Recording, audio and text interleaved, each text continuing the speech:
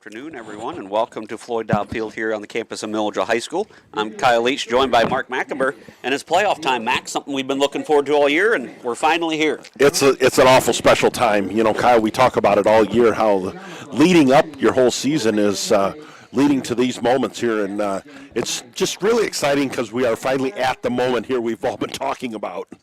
Yes, as the Milledgeville Missiles get the honor. It's a privilege to host a home game on a Saturday afternoon for the playoffs, Max. They're hard to earn, and yep, they did earn one through the season here. Yeah, and I think that's fantastic, and that's hats off to the Milledgeville football team here. You get to play at least your first round game in front of your home fans. After that, you know, it kind of depends on how you seeds out, but at least this afternoon here, you get to play in front of your home fans, and that makes it awful memorable. It's always a great atmosphere at Floyd Dobb Field here on a Saturday afternoon for a playoff game. So the Missiles come in battle-tested. With 8-man, there's only 16 teams, so it's one round less than the 1 through 8A. So you get this first one, and then if you're lucky enough to advance, then you're already down to the final 8, so you really get battle-tested then. Yeah, that's right. It's pretty quick here, and as you said, just 16 teams make the playoffs here, but, you know, that's the 8-man popularities continue to kind of grow here in the last few years, and so that's really awesome that we have a state tournament, and these young men get to play for a goal. Yep, the Missiles come in 6-3, the number 7 seed in the 8-man bracket, and they're hosting the number 10 seed, West Prairie Cyclones. They're also 6-3. They've been on a roll a little bit here as well. They've won their last 5 games, as they were off to a 1-3 start, but have run the table, Mac, to sit at 6-3. They won at Freeport-Acquin 39-38. In overtime in week 1, they lost to West Central 62-20. They lost to Pawnee 48-20. Lost to Ridgewood 44-15. And then they've been on a roll since. A home win versus South Beloit 20-14. A win at Galva 49-14. At Peoria Heights 49-26. Versus Alden Hebron 39-18. And the rivalry game with Bushnell-Prairie City last week 44-12. They come in averaging 32.8 points per game. And they allow 30.7. They're head coached by John McCormick. And we'll go over the starting lineups for the Cyclones. At quarterback, Ashton Barkley. At fullback, Owen Rigg. At rowing back, Jensen Laughlin. At wide receiver, Denver Mitchell. Tight end, Aiden Akers. Offensive lineman, Clayton Hutt. At center, Andre Roberts. The other offensive lineman is Carter Hitz. Defensively, at defensive end, we got Clayton Hutt. Defensive lineman, Cam Kramer. Defensive end, Carter Hitz. Linebacker, Owen Rigg. Linebacker, Xavier Hilton.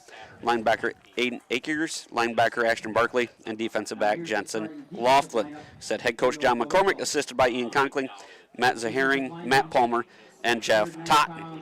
Now for the Milledgeville Missiles, 6-3 on the year. They have won week 1 at Orangeville, 46-8. They won at home versus Acquin, 66-24. Lost to Amboy, 40-36. Won against Polo, 54-38. Lost at Decatur Lutheran, 56-58. Had a forfeit win against Elgin Christian. Lost to West Central, 64-36. Then they ended the year with 2 wins: River Ridge, 66-14, and against Champaign St. Thomas More, 46-6. Their starters this afternoon: quarterback Connor Nye, a 5'10", 180-pound junior. Running back Colton Wilk, a 6'2", 165-pound senior. Running back Micah Tom Smith, a 5'10", 170-pound sophomore. Tight end Connor Johnson, a 5'9", 165-pound freshman. Wide receiver Kason Johnson, 6 foot, 160-pound senior. Guard Caden Akers, 5'10", 200-pound senior. Center Jacob Promenchenko, 5'10", 190-pound junior. Guard Eric Ebersole, a 5'8", 190-pound senior. Defensively for the Missiles, we got Eric Ebersole on the at defensive end.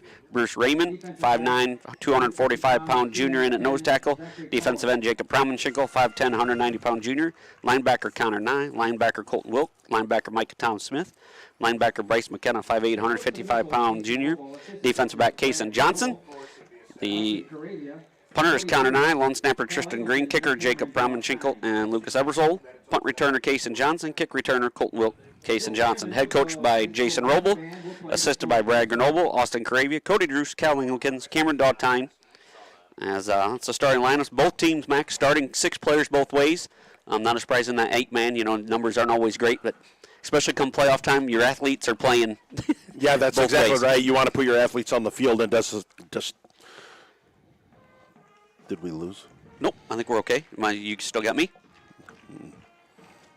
I got you. Oh. Yeah, the So you put the athletes on the field, and I think that's the important part. Is it doesn't matter which side of the ball is here in 8-man. You're definitely going to get your athletes out there and put them in positions where they can make plays. So it'll be it's always interesting here. It's the athletes versus the athletes, and I think in 8-man that especially comes true because there's just fewer players and the field's just a little bit smaller. So the congestion that you might see in 11-man, you don't have an 8-man, and it's a lot more one-on-one type situations. Yeah, both these teams smaller and quicker. The good matchup in the trenches here. Missiles offensive line will be 193 going against the D-line of Scioto West Prairie. They're 177, but they're lightning quick on the defensive end.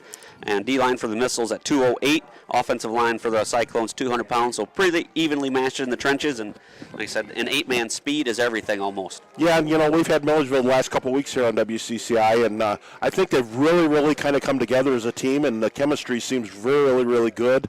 So interested to see how they come out today. Obviously, playoff football is a little different animal. It's win or go home type situation here. So I really I like the direction the Milledgeville Missiles have been playing here the last 2/3 of the season. All right, now we're going to get ready for the national anthem here, and then we'll be back for the opening kickoff. The Missiles and the Cyclones right here on your area sports leader, WCCI.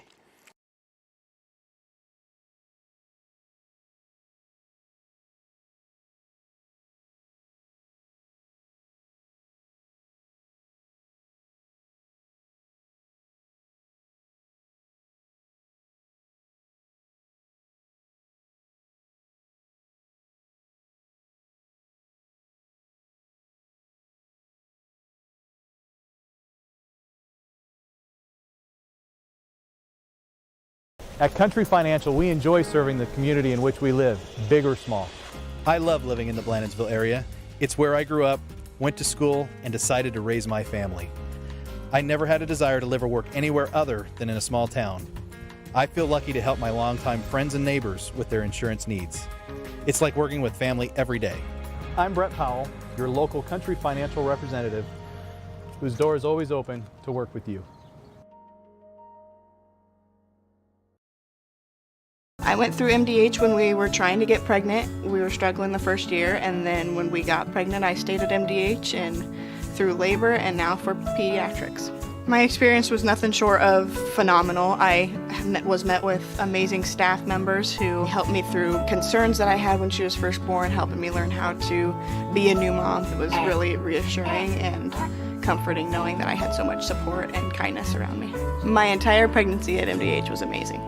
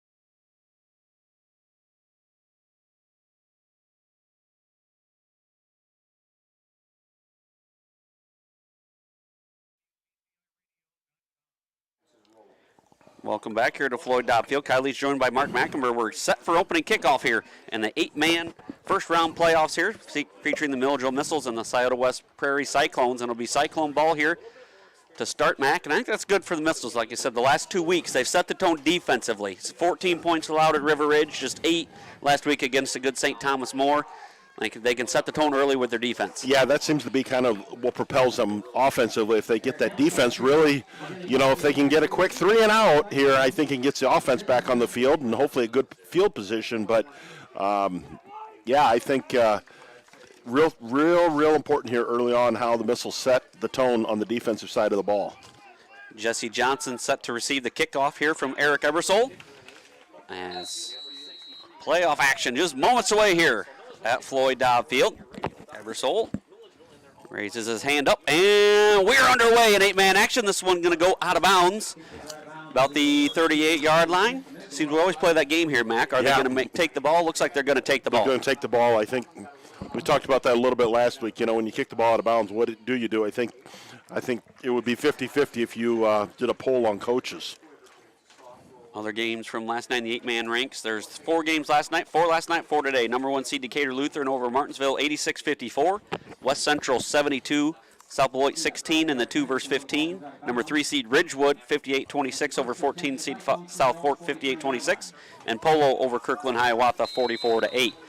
All right, West Prairie ball. They're going to go 2-back set pro formation behind the quarterback. Barkley gonna hand it off to Laughlin. Laughlin on the right side. He's gonna be met in the backfield. The first one there. Zach Pauly in. Nice one-on-one tackle there by Pauly. You just talked about it, Kyle, there before kickoff. The tone the defense sets, I think, is going to be a key today. So Pauly with a first tackle, 1-yard loss there for Laughlin. 2nd down and 11.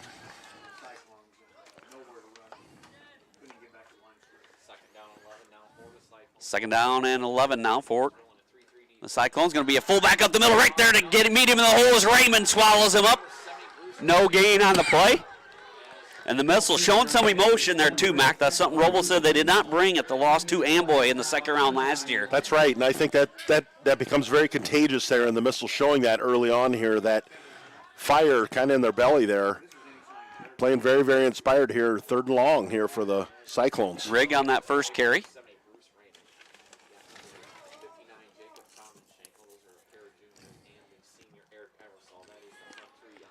It's actually Connor Nye not starting the game defensively, as that's what Zach Pauly is in for the Missiles here. 3rd and 11 for the Cyclones. Barkley out of the shotgun formation, going to throw, and it's complete.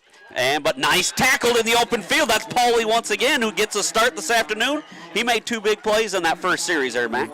Very, very nice open field tackle there by Pauly there on the sideline there, and the receiver tried to squirt away there, but just nothing happening. So obviously punt situation here for the Cyclones. Yep, starting Zach Pauly in the starting line, 5'10", 150-pound senior. A couple big plays there on that first series, and now back to punt for the Cyclones will be Laughlin, the running back. Back to receive it is Johnson for the Missiles. Very nice defensive series. 4th and 5 now for the Cyclones. Good snap. Punt is right down the middle of the field, but a deep punt well over the head of Johnson. It's going to bounce into the end zone. That's a great punt there by Laughlin. That was just about picture perfect there if they were looking for no return, but brings that ball out on the touchback. Yeah, I would think next time Johnson's going to back up a little bit with a chance to return. He's got a lot of green grass if he catches that one. Yeah, that's exactly right. But, yeah, very, very nice punt there from the Cyclones. So. And now comes Nye and the Missiles here. Their first offensive possession, going to do 2 wide receivers to the left. That's Wilk and Audie. Case and Johnson split out to the right. McKenna in the backfield with him. Nye takes the snap. Going to be a quarterback run. Run off the left side. He's got blockers out in front. Nye going to have a nice gainer. Gain of about 12 yards.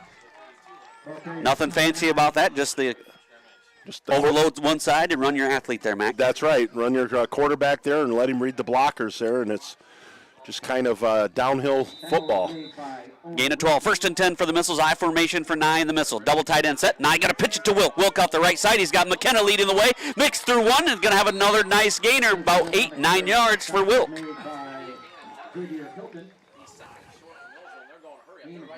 Really like the hurry up. They've really upped the tempo here, Kyle, the Missiles. Yep. They're right up there, ready to snap the ball again. I formation, double tight end set once again. Going to hand it to McKenna. Everybody's got in that. We got away with the face mask. McKenna spins out of one tackle. Going to turn it into a gain of about 6 yards for McKenna. Nice hard run in there by McKenna. Just kind of an inside trap there, and McKenna was ready to go. Missiles going quickly. That's what they did at River Ridge, Mac. We hardly could say who got the tackle or anything before they ran a play. Nye, under center, going to be pressured in the backfield. He gets out of the sack. Now looking for help. He's still going to be sacked. Big play there by the Cyclones. All kinds of pressure, but could have been a bigger loss. Number 44, Hitz, is going to get credit with the sack. Rigg was in there as well. Well, as you said, Nye spun his way out of the first initial tackle attempt there, but he couldn't get away all of it, so he does have to eat the sack, and nice job of eating it rather than just throwing up a free ball. Yep, from what I've seen on some film, the number 44 and 42 and 3, they're really quick. Not a lot of size there, but they're lightning quick on that defensive line there. That's Hunt, Kramer, and Hitz. 2nd and 16 now after the 6-yard loss. McKenna goes in motion. Nye fakes it to him. Going to run the quarterback draw up the middle. And a short gain, tackled by Rigg as well as Kramer. Going to gain about 4 there for Nye. Be 3rd and 12. Makes it 3rd down and 12 from the 46. Not sure if we have an equipment issue here, but it looks like Nye walking over to the sideline there. He might have to come out of the game, and the Missiles call a timeout with the little bit of confusion there, and that'll be their first timeout. You'll see WCCI, your area sports leader. We'll be back after this 30-second timeout.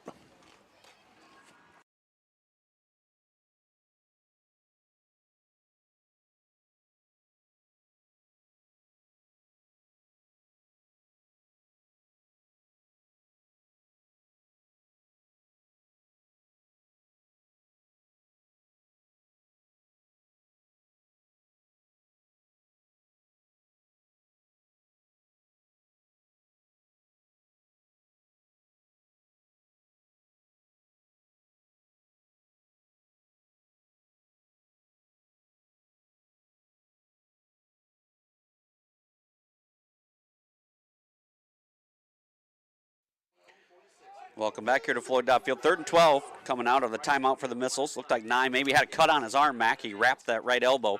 He's out of the shotgun formation. Nye drops back to Plass, going to be pressured by Rigg. Now going to look to tuck it and run. Good still pressure. He's going to be sacked for another loss. The Cyclones defense really showed up there. Number 44 there, Hitz, as well as 21, Hilton. Good pressure there by the Cyclones. The Missiles will be forced to punt. Well, the Cyclones have showed early on here when the Missiles are in pass situations here, their quickness really comes to be a factor. They do a nice job of flushing Nye out of the pocket.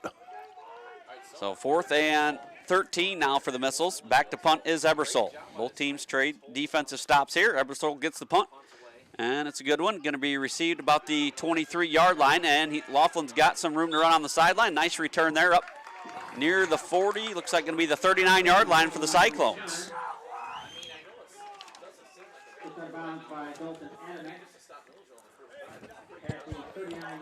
So good start defensively here for both teams, Mac. Kind of feeling each other out here a little bit early on. I agree totally here, and, I really like the pace that Milledgeville's forcing here, and they really run that hurry up, and that really puts a lot of pressure on the defense. So 1st and 10 now for the Cyclones. Possession number 2 here. 7:05 here to go in the first quarter. We're scoreless. Barkley under center, I formation, Rigg, and Laughlin in the backfield. Barkley gonna take the pitch to Laughlin. Laughlin off the right side. He's gonna be met by Ebersol right at the line of scrimmage, maybe a gain of 1. 1 yard there for Laughlin. 2nd down and 9 now for the Cyclones. Barkley receiving the play there from head coach John McCormick. 2nd down and 9, ball on the Cyclone 40-yard line. I formation, once again, one receiver split out to the left is Mitchell.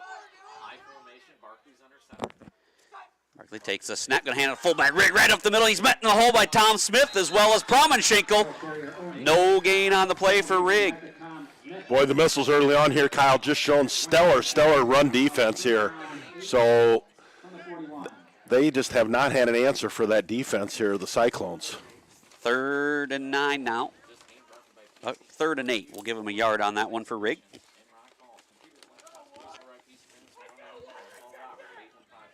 Third and 8, ball on their own 41-yard line.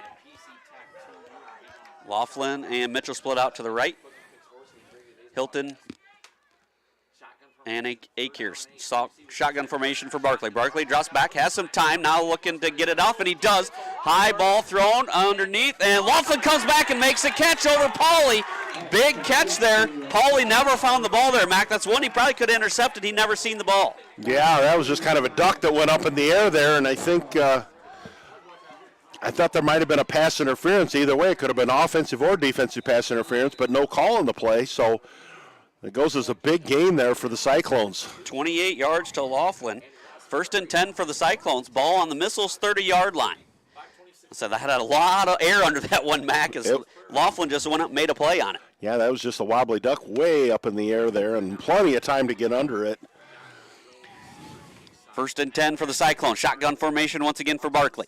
Barkley takes a snap now, looking to run, gets pressured by Ebersol, now gets it off, and it's going to be an incomplete pass as he was drilled by Promenschenkel on the play. Boy, I hope he's okay. He's down right now.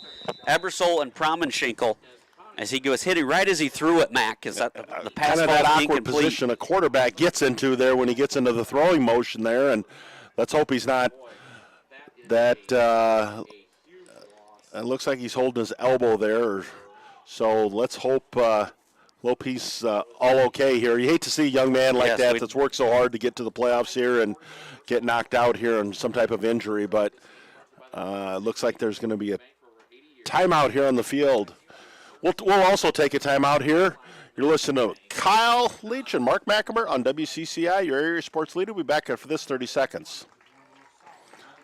Looking for top-notch local computer sales and repair services? Call Adams Experts in Quincy at 217-214-3423 for fast, friendly, and affordable assistance. We make technology work. That's Adams Experts, your go-to when your computer goes down. The Watering Hole in downtown Augusta is open and says good luck all area teams this season. Stop in for a cold drink Monday through Friday, 2 p.m. to 1 a.m. with happy.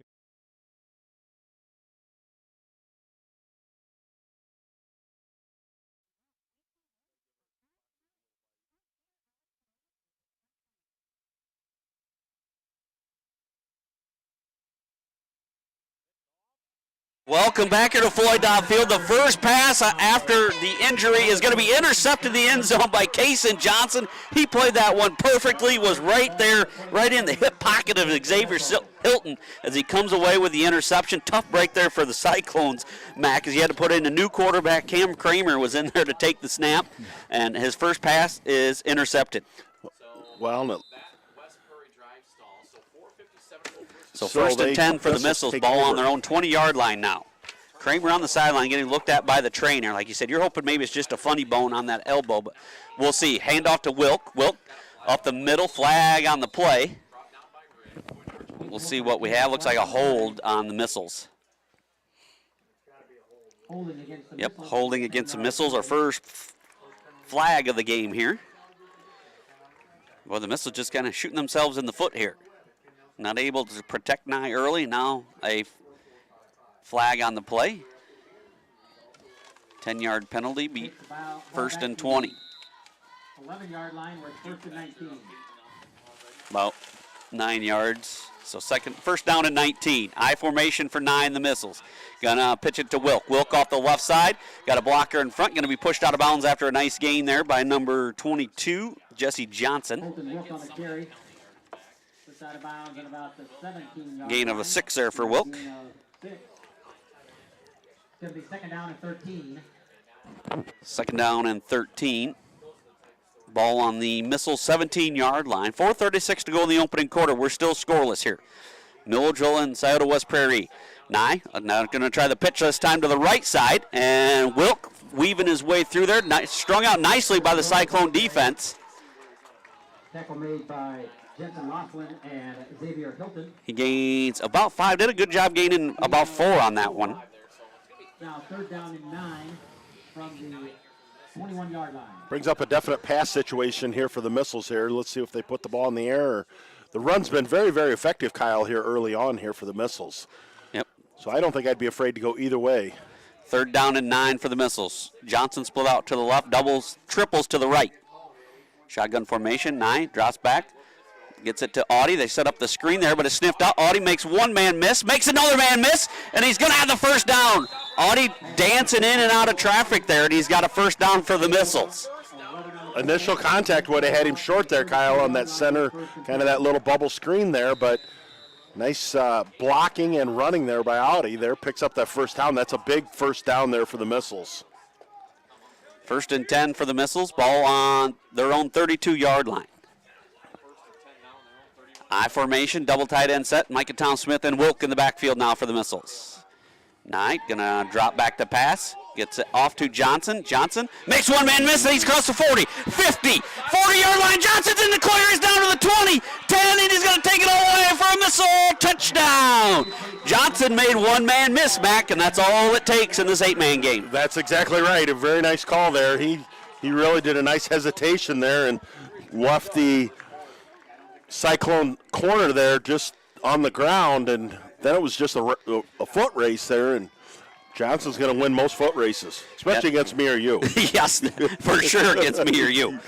Now the 2-point conversion. Nye under pressure again. That was 44 once again, right in Nye's face as he threw that hits, but Nye able to get the pass off. Johnson did the rest. 68 yards for a missile touchdown. 3 wide receivers to the right, 1 to the left. Shotgun formation for Nye. Nye takes a snap. Now going to try to run it right up the middle, and he is in. 2-point conversion is good. 3:20 to go here in the opening quarter. Milledgeville 8, Scioto West Prairie 0. We'll be back on your sports leader WCCI after the 60-second timeout. Sports Corner at 124. Macomb's original local sports bar is the Sports Corner at 124 with a focus on local sports. Catch WIU games and all the area TSSR Game Time live broadcasts at Sports Corner at 124, all while enjoying your favorite cold drink and some of the best food in West Central Illinois. Stop in and say hi at 124 North Randolph Street in Macomb. I see acute injuries on the field. I see ankle sprains. I see ACL knee injuries, as well as in the clinic. It's very rewarding to see them from on-the-field injury to rehab to transition back to their event.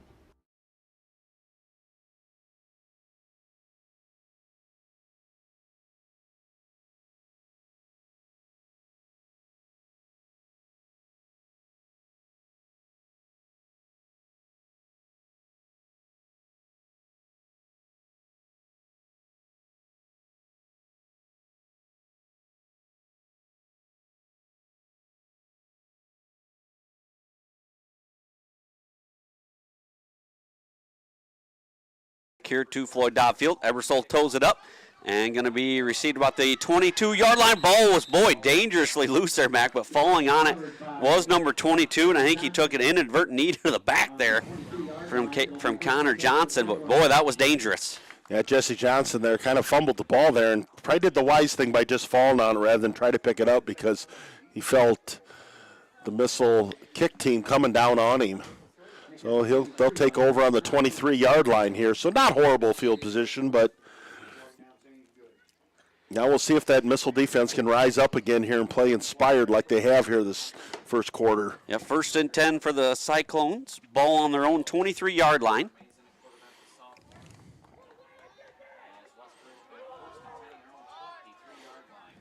Cyclones, I formation, still the different quarterback. There's the fumbled exchange, and now going to be a pitch to Laughlin. And, boy, he kind of hung him out to dry there, Mac, as Kramer couldn't get the ball initially. I thought maybe his knee was down, but they let him pitch it to Laughlin, and he's swallowed up in the backfield by a host of missiles. Well, oftentimes broken plays aren't good plays, and that's just another example there. And if you're a coach, you just don't want to turn the ball over on a broken play there. But brings up a 2nd and 12 here, so at least it wasn't a big loss. 2nd down and 12 now for the Cyclones. As back in is Barkley, Mack. He is back in. That's good to see. Holding that elbow a little gingerly there to the right, though. Barkley drops back to pass. He's going to fire, and he's got Laughlin. Laughlin's in the clear here. Across the 40, tackled by Pauly, but that's a good strike there. Laughlin, Barkley, 2. Laughlin there with the slant there, right across the middle there, and then just kind of barreled his way there for a nice gain.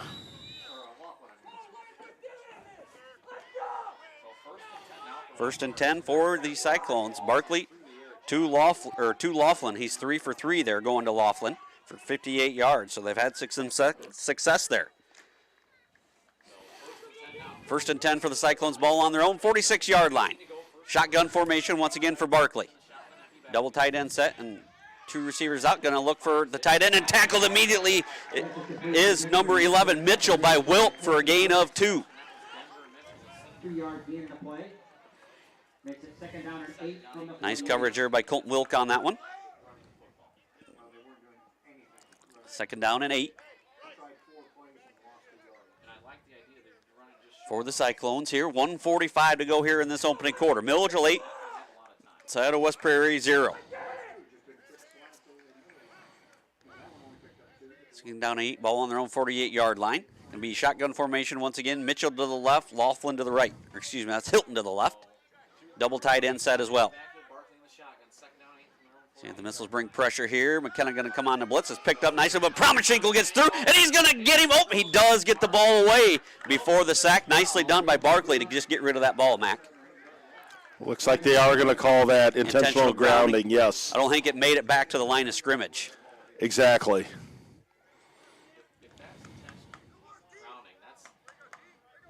Yep, intentional grounding here on the, so that is going to be a loss of down, I do believe, as well, isn't it? Yeah. So I always think that's a pretty severe penalty. It is. It's, you know, you get the penalty and a loss of down. It's pretty severe. So now it'll be third down. So it's about a 5-yard loss.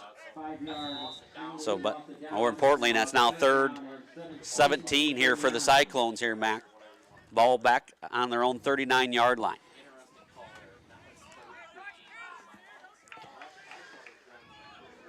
Barkley out of the shotgun formation, 2 backs back there with him. That's Hilton and Laughlin. Barkley drops back to pass and looks to set up the screen to Laughlin. Laughlin gets around, then he's got open field. Gets around Johnson, now Tom Smith, and he's going to have a first down. They set that nicely as Johnson gave away the outside, Mac. That's something you can't do if you're the Missiles. You got to keep the outside contained. Micah Tom Smith probably saved 6 points there on that tackle there along the sideline there. But just a little screen there to the wide side of the field and get the corner there. And then, you know, we always talk about 8-man, it just becomes a foot race. Yep, down to the final 50 seconds here of this opening quarter. 1st and 10 for the Cyclones. Moving the ball here once again, converting a big 3rd and 17 that time. Barkley out of the shotgun formation. Barkley drops back to pass, gonna air it out, looking for Mitchell, and it's just overthrown that time. Well, he got the situation he wanted, one-on-one coverage out there with Pauly there, but just overthrew his intended receiver, Mitchell.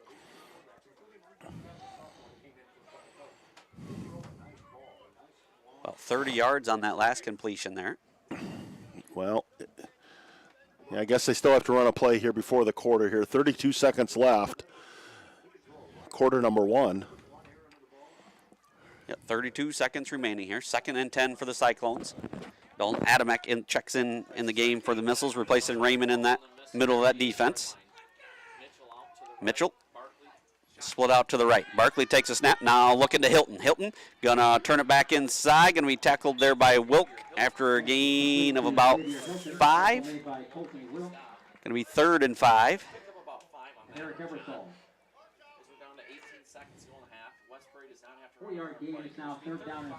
Third down and 5 here. 12 seconds to go, and that's going to be the final play of this quarter here, Mac. So we got a good one here so far after 1 quarter of play. Milledgeville 8, Scioto West Prairie 0. We'll be back in 60 seconds on your sports leader, WCCI.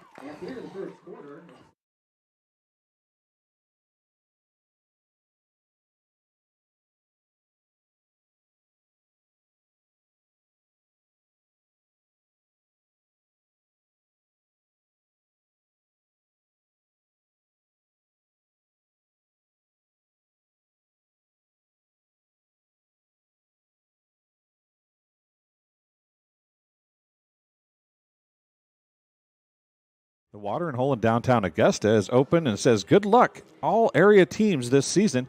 Stop in for a cold drink Monday through Friday, 2 p.m. to 1 a.m. with happy hour 4 to 6. Then Saturday, 1 p.m. to 1 a.m. You can watch the game there today. If you aren't there, get there. And Sunday, 10 a.m. to 10 p.m. Watering Hole says good luck to all area teams.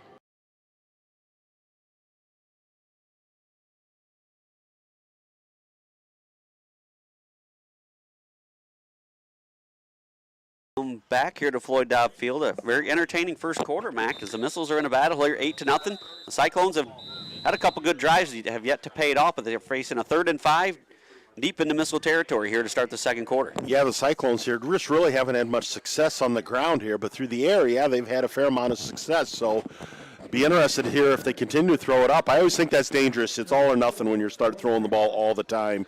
If you can't establish a ground game, it gets to really, really be tough. So third, closer to 6 here now for the Cyclones. Barkley out of the shotgun formation. Laughlin to the right. Barkley drops back. Gonna get it to Laughlin, and he's gonna be tackled just short of the sticks, I believe, by Pauly. Gonna gain of about 5. They're looking. Might be time for a measurement. It's pretty close here, and the officials are both. Two officials are looking at it, and I think they are going to call for the chains. Of course, they're all the way across the field here, so it'll take a few moments to get it across. But, in playoff football, I think that's the right call, Kyle, here. You know what? Get it right. Let's not guess and take the time here, and I know officials don't always care to do that. But take the time and do it right. And we'll see if the line guy, whoever lined this field, lined it straight. Yes, I know that is straight. So, measurement, and just short. Just short. The chain guys need their moment of glory out there too, Mac. Yes, that's true. That's true. Some unsung heroes there on the sideline to do that duty every week. So it's about 4th and about a football lane. It was well less than a yard. Yeah, a few inches. Yeah, that's what the officials signaled to the both coaching staffs here. It looks like it's about 4 to 5 inches short. So 4th and inches here. Ball on the Missile 28-yard line. Barkley under center, I formation behind him. See a quarterback sneak here, Mac? Yeah, I think you're probably going to see that. Gets it to Barkley, and he's going to dive forward. He's going to have it. Gain of 1. It's just pretty hard to stop that QB sneak, especially if you got a center there that throws a block for you and you can fall ahead. So 1st and 10 for the Cyclones. Ball on the Missiles 27-yard line. Somebody can rise up here for the Missiles defense and make a play.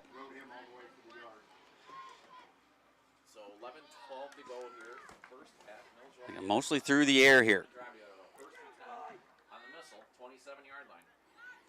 Shotgun formation. Barkley takes a snap. Gonna throw it there to Mitchell, and there's gonna be a pass interference on the Missiles. I believe Pauly gonna be flagged for the interference, trying to cover Mitchell.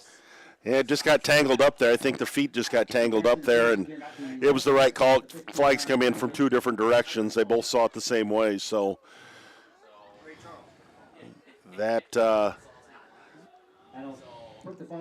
that'll bring a new set of downs there for the Cyclones. 12, all the way down to the 12-yard line. 15-yard penalty there for the Missiles. That's a costly one. 1st and 10 for the Cyclones. Ball on the Missiles 12-yard line. Barkley hustles back to the huddle to call the play here. 10:58 here to go in this opening half. Milledgeville 8, Cyclone 0, but they're threatening to score here. Barkley under center. Rigg and Laughlin in the backfield. Gonna hand it to Rigg. Rigg right up the middle, falls forward for a gain of about 3. So 2nd down and 7 from the 9-yard line. It's a little harder to pass down this end of the field, but you're the Missiles, you got to tighten up your coverage. You can't give that cushion.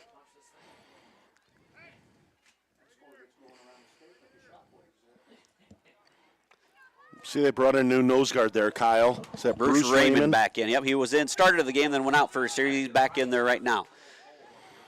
Laughlin, Rigg in the backfield behind Barkley. Barkley takes the snap, going to pitch it to Laughlin. Laughlin racing for the corner, and does he get in? Go for the ball. They might rule a fumble, a touch. What are they going to rule?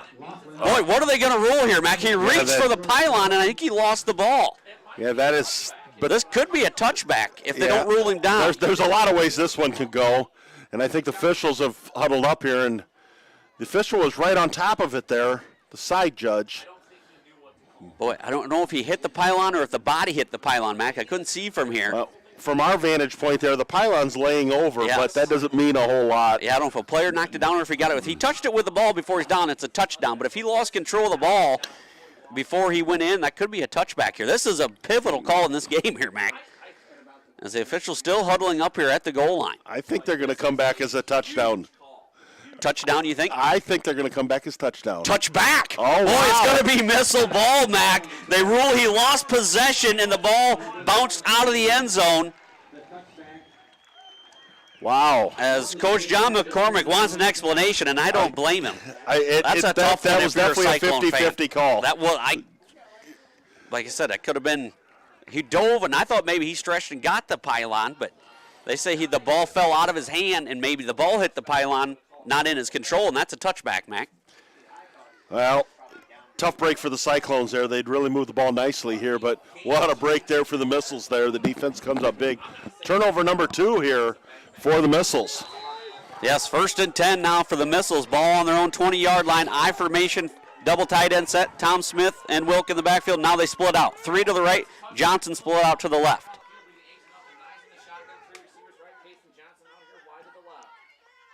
Coach Granola hollering out the play. Still plenty of time. There might be an audible going on here.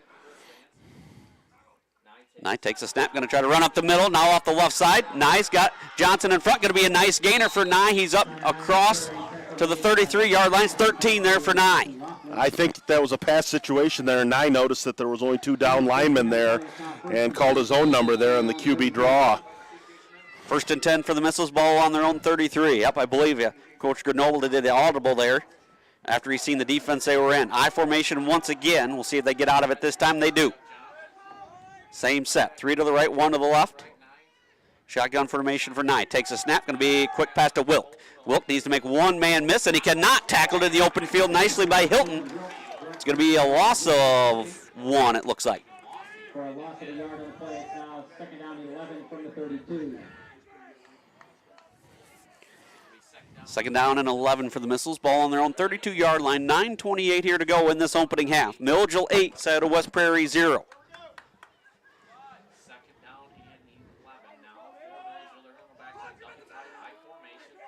Double tight end set, I formation, going to hand it off. Tom Smith, quick hitter up the middle. Gain of about 3 that time for Tom Smith. 3rd down and 8 now for the Missiles. Ball on their own 35-yard line. Big play here, Mac. Yeah, definitely the Missile offense here sputtered here a little bit on this drive here, and they need to convert here on this 3rd down. Big play in the drive. 3rd down and 8. 3 to the right. Nye takes a snap. Going to be pressured by hits. Now he rolls out, and he threw that one, and it's incomplete. They rule that incomplete or a fumble? That went forward, so I would think that's looks got to like be. they are going to mark the ball there like it was a fumble.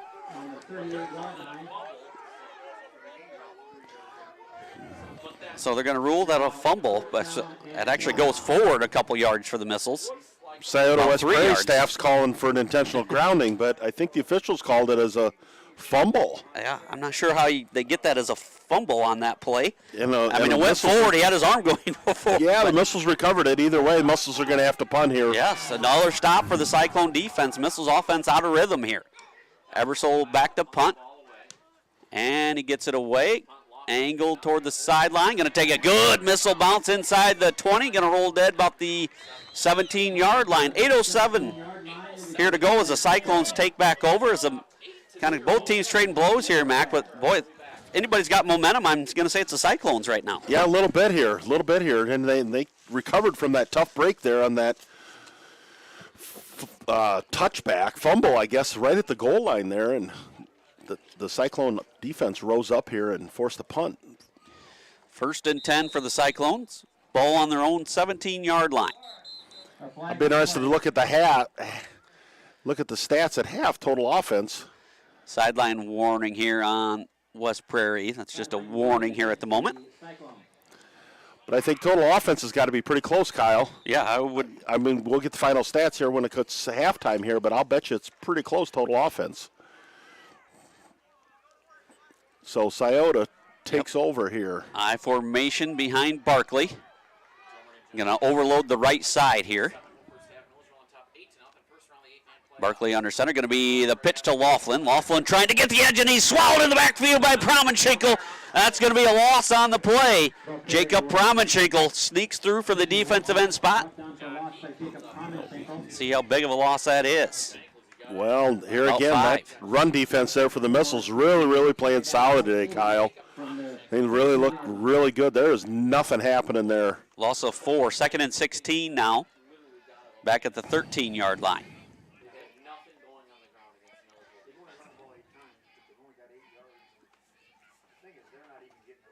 So second down and 14 now. Ball on their own 13-yard line. Barkley out of the shotgun formation. 2 receivers split out with 2 wingbacks there. Barkley drops back to pass, going to be pressured by McKenna. He's going to throw it up, looking for number 22. Pass falls incomplete. Pauly on the coverage. Wow. Wow, that was quite a throw there. On the run, that was a heck of a throw by Barkley. But one-on-one coverage out there. With good coverage by Pauly. Like I said, well, he didn't see the ball coming, Mac. He was running stride for stride with number 22 Johnson down the sideline. And I think both receiver and defender had an opportunity at that ball, but neither one come up with it. So 3rd and long here for the Cyclones. Be big if the Missiles could force a punt here deep in the Cyclone territory. Shotgun formation. Hilton and Laughlin in the backfield beside Barkley. Barkley going to set that screen up to Laughlin. Laughlin going to make one man miss, but Ebersol's going to bring him to the ground after a short gain of about 2 yards. Well, just like you called, Kyle, here, that defense forced the punt situation here, so the Missiles should get the ball here in pretty good field position, maybe at about midfield.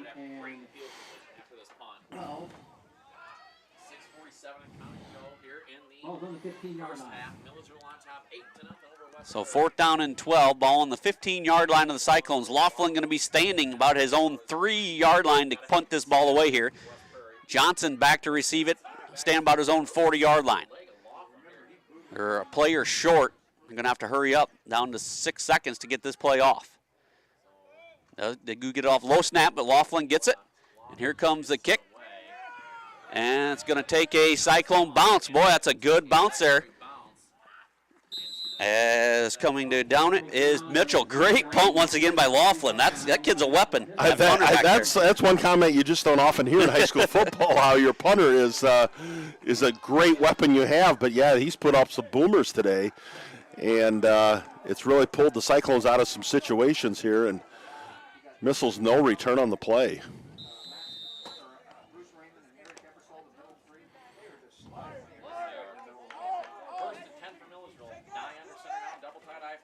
So 1st and 10 for the Missiles. Nye going to pitch it to Wilk. Wilk fumbles the ball. It's loose, but it's picked up by Promenschenkel. Promenschenkel going to be swallowed up. This is going to be a big loss there. Well, that's kind of Lyman's dream, Kyle, there, to pick up a loose ball and maybe run for a positive yardage there, but Promenschenkel didn't have a chance, and probably just best that they didn't lose the ball on that play. Yeah, going to be about a loss of 7 on that play. As, boy, I've been really impressed by the Cyclone defense here. 2nd down and 17, ball on the Missiles' own 35-yard line. I formation, Nye gonna play fake, drops back to pass, gonna set the screen up to Wilk. Wilk has to get around Rigg. Can he do it? He does not. Rigg forces him out of bounds, and that's gonna be another maybe loss on the play, Mac. They might have got back to the line of scrimmage or just a little bit short. Yeah. 3rd down and well, 3rd and long here again. Well, as you said, that West Prairie defense has really stepped up here in the 2nd quarter. 3rd down and 20 now, ball on their own 33-yard line. Well, 3rd and 19. With the pressure the Cyclones have been getting on the Missiles, Nye's had no time at all to throw the ball. Nye, shotgun formation, just 2 rush. Nye's gonna air it out, looking for Audie. Almost intercepted by Laughlin. Audie did a good job to break that pass up, and the Missiles will be forced to punt once again here, Mac. Audie had to turn into a defensive player of that situation there, or it would have been an interception, but nice job by Audie there, not allowing the interception, but brings up a fourth and long here for the Missiles, so obviously a punt situation here. 5:21 left in quarter 2. Still clinging that 8-0 lead, but just haven't been able to get much going since then. Yeah, one big play to Johnson's all the Missiles have done so far here. Ebersol takes a snap, gets the punt away. Laughlin's going to field it about his own 32. And nice return up across the 42, 43, maybe gain of 11 for Laughlin. Does a nice job coming out to field the ball. And, boy, you trade punts there, Mac, where they were punting from their own end zone. Just look at the field position by having that good punter they've had. That's there. right. That's right. They kind of won the war there on the back and forth. So as you talk about the good punter, really kind of plays into a factor here, and you just don't often see that in high school. But this Laughlin kid, he's pretty impressive, Kyle. He's kind of a do-it-all guy for the Cyclones. And now the Series 9 is in the game now for the Missiles defensively. Not sure who's getting a break. Maybe McKenna getting a break on defense. Pauly and Johnson still the corners. 3 wide receivers to the right, shotgun formation for Barkley. Barkley drops back to pass, looking to set up the screen to Laughlin, and Laughlin going to be brought down by Wilk after a gain of about 2. Well, definitely part of their strategy is to get the ball in Laughlin's hand however they can. He's definitely one of their premier athletes they have on the field. So 2nd down and 8 now for the Missiles, or 2nd down and 8 for the Cyclones. Ball on their own 45-yard line. 4:41 to go here in this opening half. Milledgeville 8, Scioto West Prairie 0. Barkley out of the shotgun formation, 3 to the right. Barkley takes a snap. 9's going to come up through the middle, and he gets away from it, and the knee is down as Barkley. Ebersol slid into him late there, but that was more inadvertent. He didn't know, they hadn't blown the whistle really yet. I think that was inadvertent contact. I really don't see that being an issue. Obviously, it was right in front of the. Nye's going to get credit for the sack.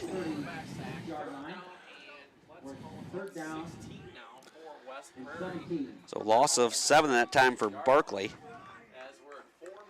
So 3rd down and 17, ball all the way back on their own 36-yard line now. This could be a huge stop here. You possibly get the ball here. Another offensive drive here before half. Yeah, you'd like to, and you get the ball to start the second half. You get a 2-for-1 here if you can get a stop here. Barkley coming out of the shotgun formation and looks to get it. Number 11 has got it. That's number 11 is Mitchell. He's off to the races. Can Wilk track him down? And he does, all the way down to the 12-yard line.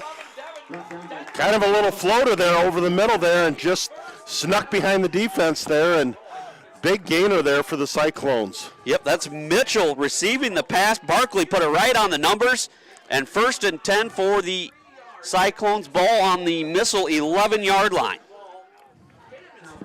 Oh, that might be the play of the half there. That's a big momentum swing there for. Well, we've seen this before. The Cyclones been down here inside the red zone here and didn't get points. I'm sure they would love to get points now. Right here. I formation, going to pitch it to Laughlin. Laughlin off the right, going to be tackled there by Raymond. No gain on the play. Raymond with a heck of a play there. Maybe a gain of 1. We'll give him 1, about a half a yard there for Laughlin. No gain in the play. It's now 2nd down.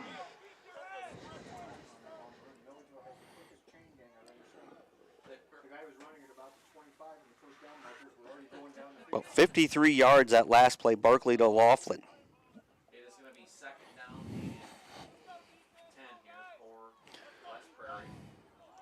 They're going to go 2nd down and 10 here. Ball on the 11-yard line of the Missiles. Barkley shotgun formation. Barkley takes a snap, and here comes Laughlin. Laughlin off the left side. He's going to be dropped in the backfield for a loss. That's Ebersol as well as Tom Smith.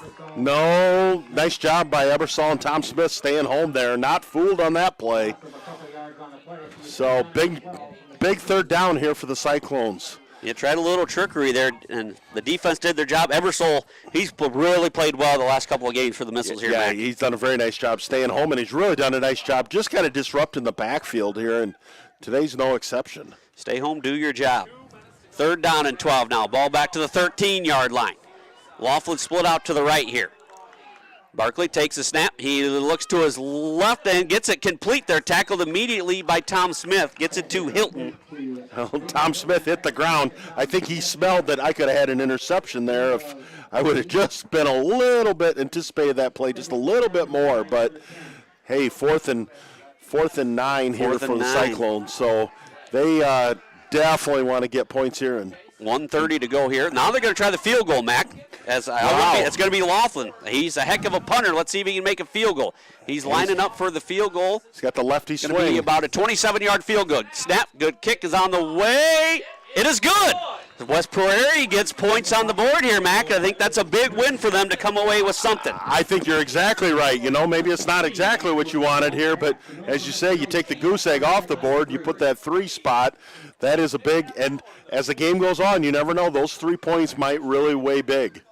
Field goal by Laughlin, 27-yarder. Not something you see very often in high school football is a field goal, but boy, he stepped up there and just knocked her home right down the middle, and there's no doubt it was through. See, the Missiles can answer back here. I'd like to thank our sponsors here. They include Full Throttle Power Sports, Manny's Pizza, Savannah Times-Journal and the Mirror Democrat, Curl Service, Rand Seed and Service, Wally's Place, McKinnis Flooring, Gibbs Machine Corp., Millville Tavern, Milledgeville State Bank, Pool Hills Cub Cadet, Johnson's Processing, Gibbs Drywall, Ernie Bates Country Financial. There's a win picked up. I blew my papers out here, as well as Bushman Service. Thank you all sponsors. And now, Matt, we'll see the Missiles can answer here. 1:16 to go in this first half. If you can score here, like I said, you get the ball to start the second half as well. Yeah, I think that's huge here. And we've seen the Missiles there in that hurry-up offense, so I don't think this is going to be new for them if they really have to really push the plays and try to speed the tempo up. Laughlin set to tow it up here. Johnson and Wilk back to receive for the Missiles. Here's the kick, and it's going to go out of bounds. And I believe Roble, if he stays true, he usually makes them re-kick. Well, and, you know, maybe this is the call. You know, with to conserve time, maybe you just take the ball to 35 and call it good. Nope, they are. Right. Yep, you're exactly right. Coach Roble, he stays true to how he's done it in the past. Yep, I think he likes the weapons he has back there in this return game. I think he feels like it's a win for them if they don't get a chance to return. So, but like you said, you roll the dice there. You could always have a penalty. You could have a fumble, but he's remained true to that all year. We've seen. Yeah, that's. I think you're right. He knows what he's got in potential weapons there, and if he can get some good blocks, we get a great return. Laughlin backs up now, kicking from his own 35-yard line instead of the 40. Laughlin, a good high kick, going to be kicked to Johnson at about his 13-yard line. Johnson looking for some room. He's across the 40, across the 50. Now the 40, Johnson might go the distance. Johnson's inside the 10 for a missile touchdown. That's why Roble rolls the dice there, man. That's right. He knows his team, and he knows he's got, and no flags on the field. 87 yards. That is Johnson. Like I said, he is a weapon. That's why you make him re-kick the ball. That's exactly right, and it really, really played out big here. 103 left, and the strike right there is huge. 87-yard kickoff return. Boy, when you're backed up an additional 5 yards, he booted it, but left a lot of green space when Johnson caught that ball, man. That's right, and he got sidelined, and then it's a foot race, and it's worked out well for the Missiles. Now the 2-point conversion here for the Missiles. Nye shotgun formation, McKenna in the backfield with him. Kaysen goes in motion. Nye going to just run it to the right side. He got blockers in front, and he is in. Nye with a 2-point conversion. 1:03 to go in the first half. Milledgeville 16, Saturday West Prairie 3. We'll be back in 30 seconds on your Sports Radio WCCI.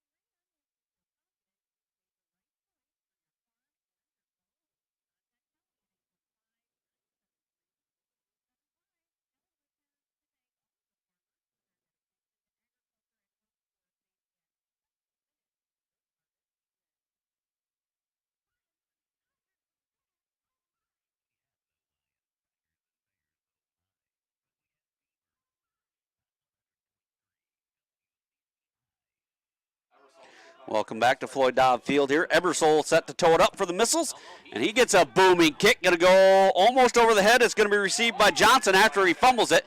Johnson looking for a return. He's going to be tackled there. Johnson who else was in there, as well as Audie on the stop here for the Missiles. 15-yard return. They will have it 1st and 10, ball on their own 20-yard line. 55 seconds to go, Mac, because now the Cyclones need to try to answer before half here. Yeah, and as you said off the air, Kyle, that's just a backbreaker if you're the Cyclones there.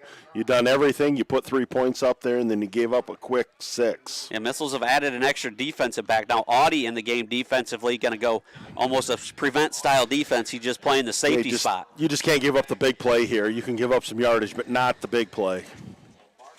So Barkley shotgun formation. Favorite receiver to the right is Laughlin. Barkley drops back to pass. Going to be pressured by Promenschenkel. Now he's going to tuck it and run. And he gets pushed out of bounds. Good gainer there for Barkley. Just short of the first down, about a 7-8 yard gain.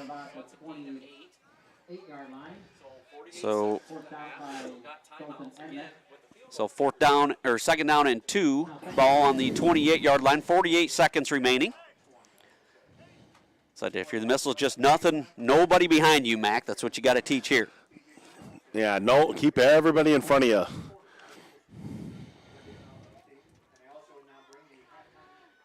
Check some update from scores if we get some here at the half as well. Second down and 8. Barkley shotgun formation. Drops back to pass. Going to be pressure. Now rolls to his right. Gets out of the hands of Promenschenkel and gets through. Now the ball's loose. Ball's on the ground. Promenschenkel picks it up. Forced fumble by Mike and Tom Smith, I believe. Missiles will have it 1st and 10, Mac. They might have a chance to score again before that. That's right here. They got real good field position here, but the clock's starting to work against them. 38 seconds left till halftime, so big turnover here. Turnover number 3. Turnover number 3 by the West Prairie Cyclones. Boy, just think about that play there that first half, that touchback. That looms so large in this game here, Mac. And Nye, shotgun formation, 2 to the left, 1 to the right. Wilk in the backfield with him. Nye takes a snap, now rolls to pass, gets it, looking for Audie. Pass off the mark, 2nd and 10. 35 seconds remaining here in this first half.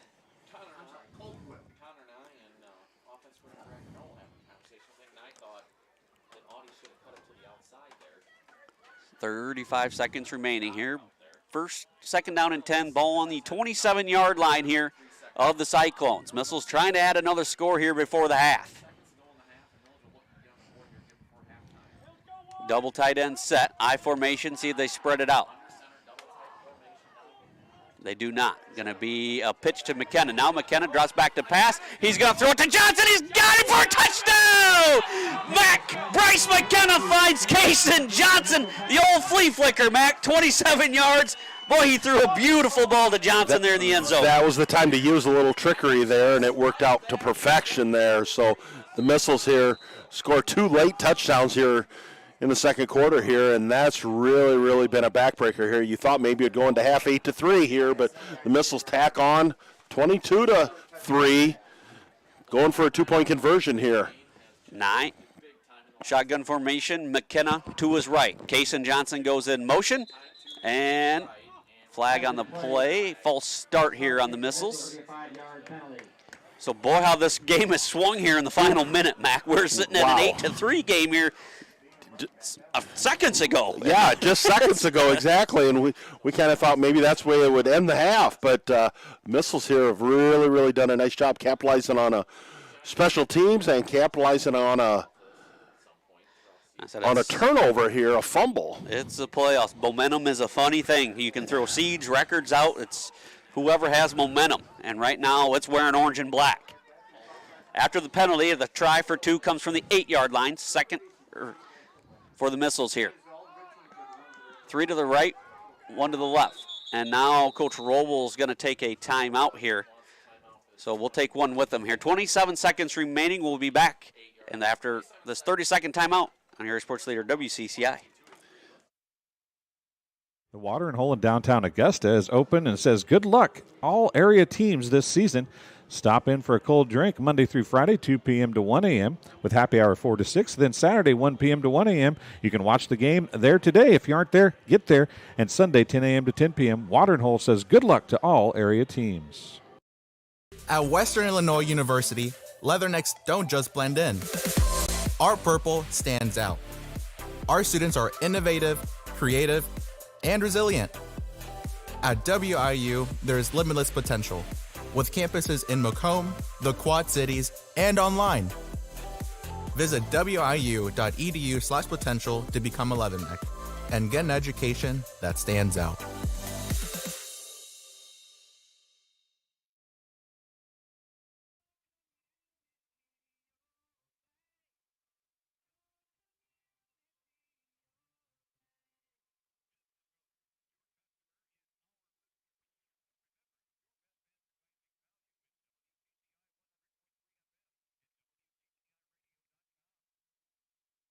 Sorry about that. We missed the 2-point try there after the timeout, but the Missiles are able to convert after the penalty, the false start, and Nye found Case and Johnson for the 2-point try, Mac. 27 seconds remaining in this game's 24-3. Yeah, the quick strike offense here for the Milledgeville Missiles, and they've really done a nice job capitalizing here this last couple minutes here before half, and somehow this last couple minutes has really drug on here. Kind of thought we'd be content at 8-3, but the Missiles have just come to life here, 24-3 here, and still 28 seconds left till halftime. So the Missiles will kick off here, and the Missiles get the ball second half to start the second half. That's another thing as well. So another thing working for the Missiles. So Ebersole set to kick. Johnson and Kramer back to receive it. Going to be a squib kick picked up by Hilton. Hilton from about his own 35. Nice returner there up near the 45, 46-yard line, 45-yard line. Gain of about 10 there. So 1st and 10 for the Cyclones. 21 seconds to go. Ball on their own 45-yard line. Now, what do you do here, Mac? You just content going into half, or are you going to take a shot or two? Yeah, I don't know. I think here again, a lot of coaches look at it both ways here. Some coaches say, let's just go in and try to regroup a little bit here and not have something silly happen again here before half. Barkley shotgun formation. Hilton and Laughlin in the backfield, going to be thrown and almost intercepted by Ebersole. Boy, that was dangerous, Mac. Yeah, Ebersole knows it too. He's shaking his head right now thinking about what if, because he picks that one off, and I don't think it's a foot race. Loss of 4 there. As that's going to be the final play here of this first half, Mac, and the Missiles end with an explosion here at the end of the first half. Sitting on 8 points with all but a minute to go in that first half. All of a sudden, they're sitting at 24 points. They lead 24-3 here after one half of play. They will receive the second half kickoff as well. Go over the stats here first for Scioto West Prairie. Not much on the ground for the Cyclones here. Laughlin, 6 carries for -7 yards. Barkley, 3 carries for 2. Rigg, 3 carries for 4. Through the air, they have had some success. Barkley, 12 for 15 through the air for 150 yards. Kramer was 0 for 1. Mitchell with 1 catch for 2 yards. Hilton 1 catch for 3. And then Laughlin, his favorite target, 6 catches for 151 yards. They had 1 penalty for 5 yards. Key for them, Mac, the 2 turnovers really hurt them. One was a touchback when they're going in to score there. That was the biggest one, but another one led to 8 more points before the half there. Yeah, so it hit them both ways. The 6 they didn't get and the 6 they gave up. So that was huge, the turnovers there. And the Missiles haven't been bit by the turnover bug yet, so I think that's also huge. But I think the Missiles have really played pretty mistake-free football. They've done what they had to do and played really, really solid when they needed to. But, no penalties, no false starts, which, you really feel good if you're a coaching staff. You go in and say, hey, my team's playing very, very disciplined, and it showed here this first half here. Game sat at 8-3 for quite a long time there, and we kind of thought, hey, maybe this will be our halftime score, but the Missiles kept doing what they do, and they keep coming at you, and finally they broke through and get 2 quick touchdowns there late in the second quarter. Yeah. And that is just, as you said, a backbreaker. That's just the best way to describe it. Is a backbreaker if you're the Cyclones. You got to recover from that, but as we talked about too, the Missiles get the ball to start the second half. So obviously that defensive series there for the Cyclones is going to be huge if they're going to have a chance at a comeback. Yeah, it's been kind of the case in Johnson show offensively for the Missiles. They've had rushing the ball. Wilk has 4 carries for 12 yards. Nye 5 carries for 21. McKenna 1 for 6. Tom Smith 1 for 3. Through the air, Nye just 6 pass attempts or actually 7. 6 of those by Nye. He's 4 for 6 for 76 yards. One of those being a 68-yard touchdown to Kason Johnson. As Bryson McKenna, he's 1 for 1 through the air, 27-yard touchdown to Kason Johnson. As Johnson has 2 catches for 2 touchdowns for 95 yards. 2 catches, 95 yards. Audie 1 catch for 11. Wilk 2 catches for -3. And then Johnson also added the 87-yard kickoff return that really swung this game around here, Mac. Well, the thing that really jumps out to me when you hear those stats is a lot of weapons. Yeah. The balls get moved around to a lot of different people. A lot of people are touching the ball here, and I think Nye does a nice job realizing that he can hit any one of those receivers and feel confident that they're going to do good things with the ball here. So nice job here by the Missiles this first half, just taking care of business and doing what they've been doing all season. Just staying disciplined, moving the ball, and playing mistake-free football. Yes, as we'll update some scores from around the area. It was Dupec in the 3A playoff. They were leading Catalyst 30-0 over Catalyst Maria in the 3A playoffs. Dakota is down at Iroquois West. They trailed 7-0 after 1 quarter. As I believe that's all the scores I have currently. A lot of those games were even starting at 1 or 2 o'clock here today, Mac. There'll be another host of games kind of starting here at 2 o'clock here, so the scores will start doubling in here. Yep, from last night, not much in the 1A rankings around here. In 3A, 3A is a loaded bracket. Princeton 56-28 over Peotone. Stillman Valley over Monmouth Roseville 48-33. Seneca over Winnebago 48-20, and Byron over Lyle 52-7. And probably the game of the night last night in 4A, which was an old conference matchup back in the day. Rochelle and Dixon. Rochelle with a 42-36 win in overtime. Boy, what a game that would have been down there in Rochelle. Yeah, I'm sure that's got just kind of natural rivalries from over the years there, and they meet up in a playoff situation here, and as you say, that had to have been a dinger.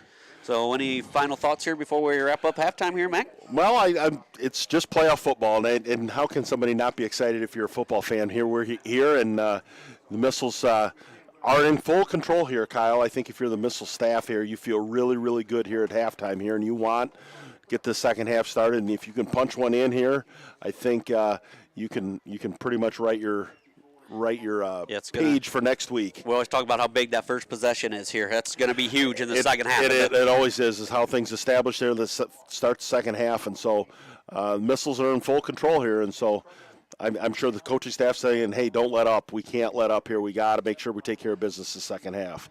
Yeah, I would agree. Like I said, going to swing a lot of momentum. If the Missiles can go down and score, you're going to be really good if you're a Missile fan. But if you're Scioto West Prairie, you got to get a stop that second half because they've been moving the ball. They have moved the ball. They just don't have a lot of points to show for their efforts. So, yeah, once again, your score here at the half, Milledgeville 24, Scioto West Prairie 3. We'll be back on your area sports leader, WCCI, after this halftime break.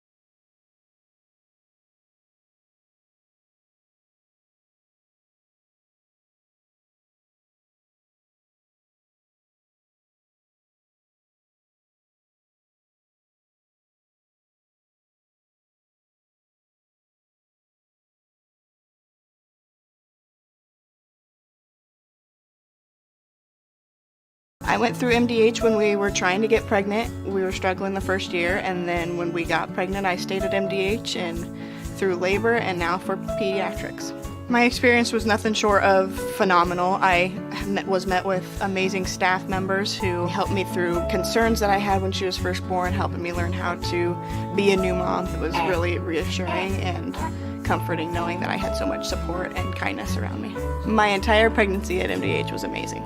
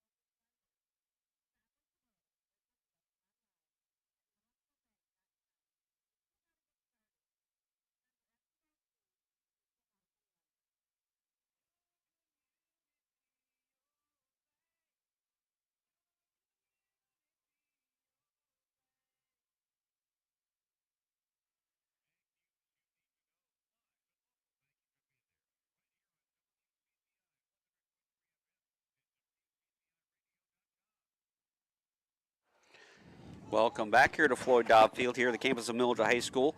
It's a very entertaining first half, especially the last minute there, Mac. Yeah, I know.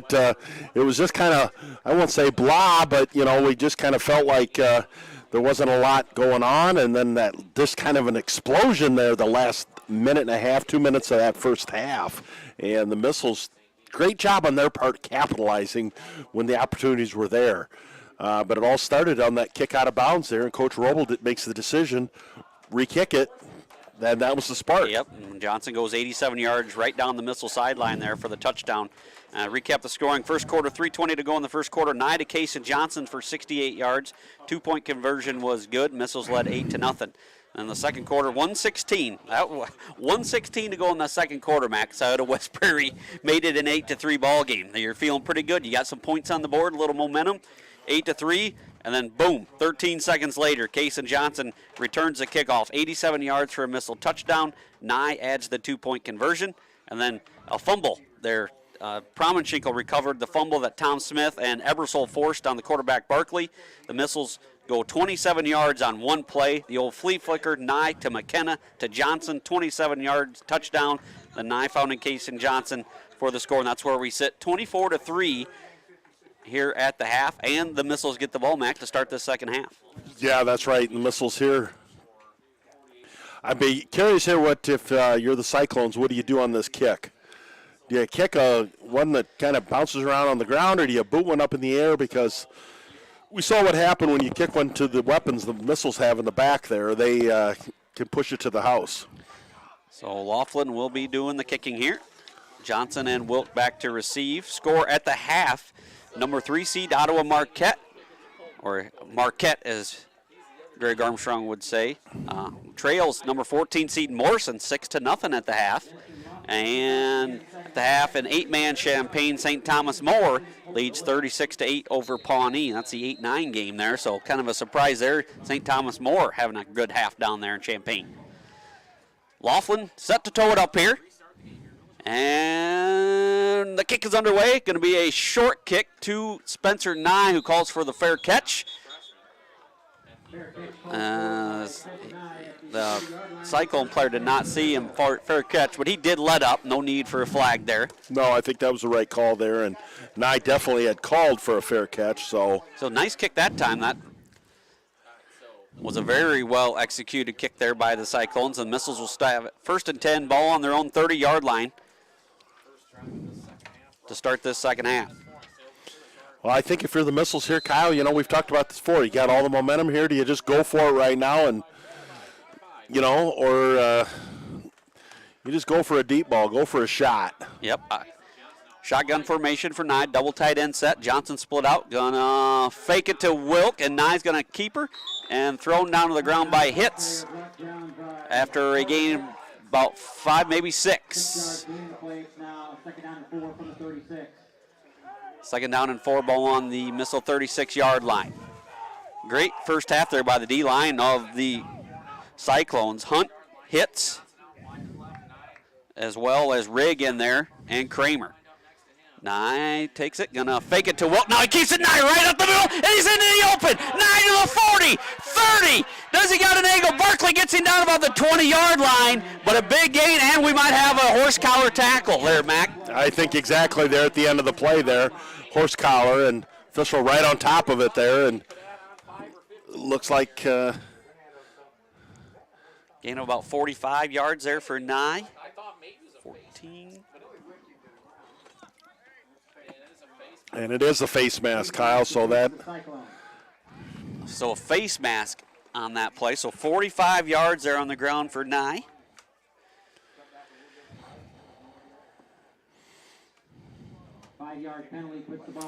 Well, nice job by Nye there, just kind of reading what the defense was giving him there and called his own number there on the. Just a 5-yard invert. 1st and 10 for the Missiles, ball about the 14-yard line, it looks like. 1st and 10, Nye shotgun formation. Wilk in the backfield with him. Fake again. Nye keeps it, and he's off to the races on the right side. Nye's going to walk in for a Missile touchdown.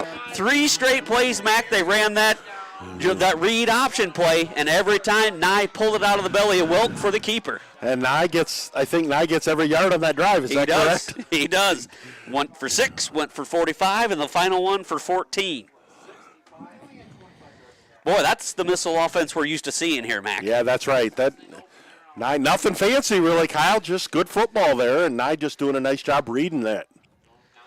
2-point conversion. Nye shotgun formation, drops back, has an open receiver, falling to the ground, and making the catch is Audie. 2-point conversion. Good. 11:08 to go here in this third quarter. Milledgeville 32, Scioto West Prairie 3. We'll be back in 30 seconds on your sports leader, WCCI. Do you need ice for your upcoming event? Look no further. Midwest Ice has you covered. Midwest Ice is Central Illinois' newest ice delivery service. We deliver ice directly to your event. Call Blaine Wrench at 309-351-8192 for a quote today. Sports Corner at 124. Macomb's original local sports bar is the Sports Corner at 124 with a focus on local sports. Catch WIU games and all the area TSSR Game Time live broadcasts at Sports Corner at 124, all while enjoying your favorite cold drink and some of the best food in West Central Illinois. Stop in and say hi at 124 North Randolph Street in Macomb.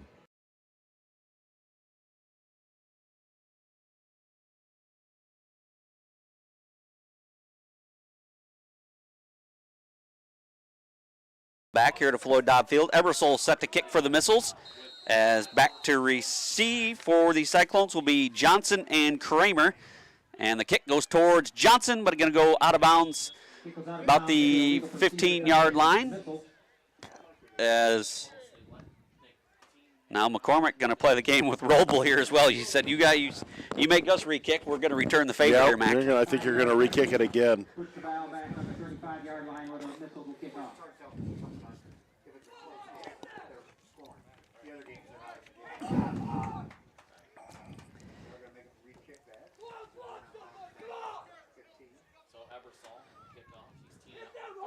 So Ebersol toes it up from the 35.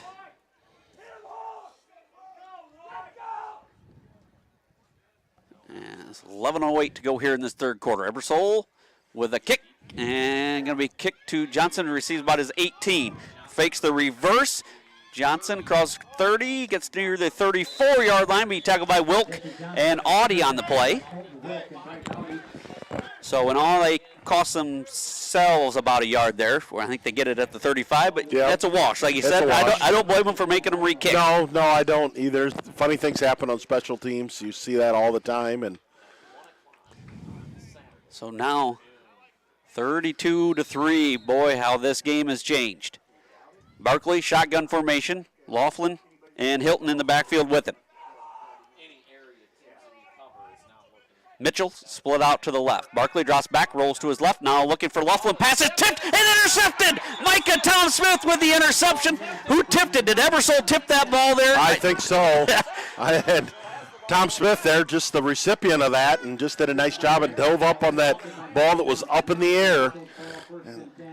Tom Smith dove. They were looking for Laughlin in the flat. Ebersol with the tip. Tom Smith dives and comes away with the interception. Fourth giveaway here for the Cyclones today, so those are hard to overcome when you give the ball up that many times on turnovers. 1st and 10 for the Missiles. Ball on the 36-yard line of the Cyclones.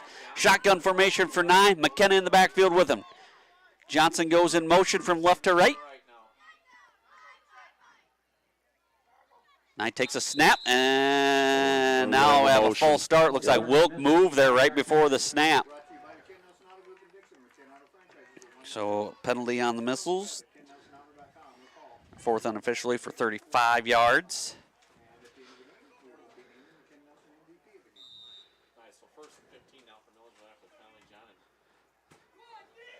So 1st and 15 now. Ball backed up to the Cyclone 41-yard line. Shotgun formation remains for Nye. Audie to the right. Case and Johnson to the left. McKenna off to Nye's right. Nye takes a snap, rolls to his right. Gonna air it out deep. He's got Johnson all alone. Johnson inside the 10. He walks in for another missile touchdown. That was a blown assignment there, Mac. I'm not sure how Case and Johnson got that wide open, but he did. Johnson just basically standing there waiting for the ball to come to him, and as he could walk right in there from the 5-yard line. So the Missiles tack on another 6. Johnson, 3 catches, all 3 have gone for touchdowns. Mac, that's efficient. That's a good day. Now Nye, the Missiles go for 2 here.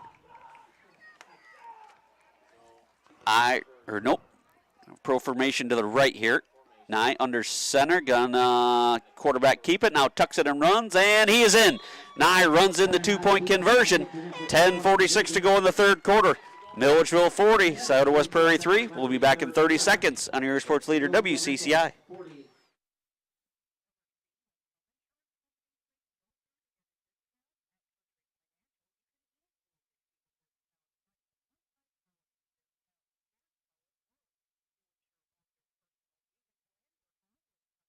The watering hole in downtown Augusta is open and says good luck all area teams this season. Stop in for a cold drink Monday through Friday, 2 p.m. to 1 a.m. with happy hour 4 to 6. Then Saturday, 1 p.m. to 1 a.m. You can watch the game there today. If you aren't there, get there. And Sunday, 10 a.m. to 10 p.m. Watering hole says good luck to all area teams.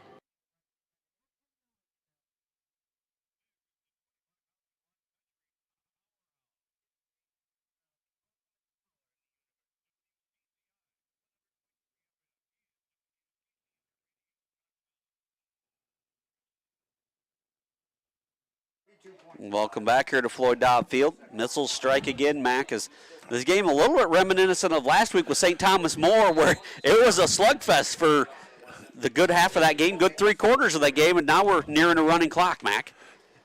As Ebersol kick received by Johnson inside the 20. He's up gets back to about the 20-yard line. Well, you talk about the similarities to last week's game, too, and I think you're exactly right. I think that just shows you what happens when a team just kind of continues to do what they're doing, and then eventually things break through and the avalanche starts, and that's no different today than last week. As we have a holding here against the Cyclones on that return as well. Spencer Nye on the tackle for the Missiles there. As the score now sits at 40-3. Like I said, 40-3, Mac, with 10:38 to go in the 3rd quarter. And we were at 1 1:16 in that first half, and it was 8-3. Yeah, so we haven't even you're, played 4 minutes of time since then. And yeah, that's what I was getting at. Is we're just hardly any clock time here, and they tack on 32 points. That's crazy. First and 10 for the Cyclones. Ball back on their own 14-yard line. I formation for Barkley, and the Cyclones hands it to the fullback Rigg. He's got room right up the middle. Nice gainer there, tackled by Audie. Ball carrier Owen Rigg, tackled by Bryce Audie. Rigg's best gainer here of the first half. Missile still in that softer defense, playing pass there, but the fullback with his nice best run of the day right up the middle. Second down and 1. Barkley going to hand it to Laughlin. Laughlin be met by Ebersole and Raymond. Going to have enough for a first down. Gain of about 2 there for Laughlin. First down and 10 for the Cyclones. Ball on their own 25-yard line. McKenna checks in for Audie. So Promenchenko, Raymond, Ebersole. D-line, linebackers Nye, McKenna, and Tom Smith, with the defensive backs Pauly and Johnson on the field here for the Missiles. Comes Barkley and the Cyclones. I formation, Rigg and Laughlin in the backfield behind him. One wide receiver split out to the right, that's Mitchell. Gonna hand it to Laughlin off the right side. He's through for a nice gainer. Laughlin up the sideline. He's across the 40, about 42-yard lines before he's pushed out there by Ebersole. Gain is 17 yards. Well, the Cyclones here again moving the ball pretty good here, and Laughlin here kind of the workhorse there for the Cyclones. Ebersole had to come all the way from the opposite defensive end spot to make that stop. As Wilt checks in, replacing Nye now. First and 10 for the Cyclones, ball on their own 42-yard line. Barkley under center, be a quick hitter to Rigg, tackled by Raymond and Tom Smith after gain of about 3. Tackle made by Bruce Raymond and Micah Tom Smith. 3-yard gain is now second. Raymond and Tom Smith on the stop. Thanks, Rob Craddock, for that score update there from Champaign St. Thomas More. St. Forreston on top of St. Bede, 16-0.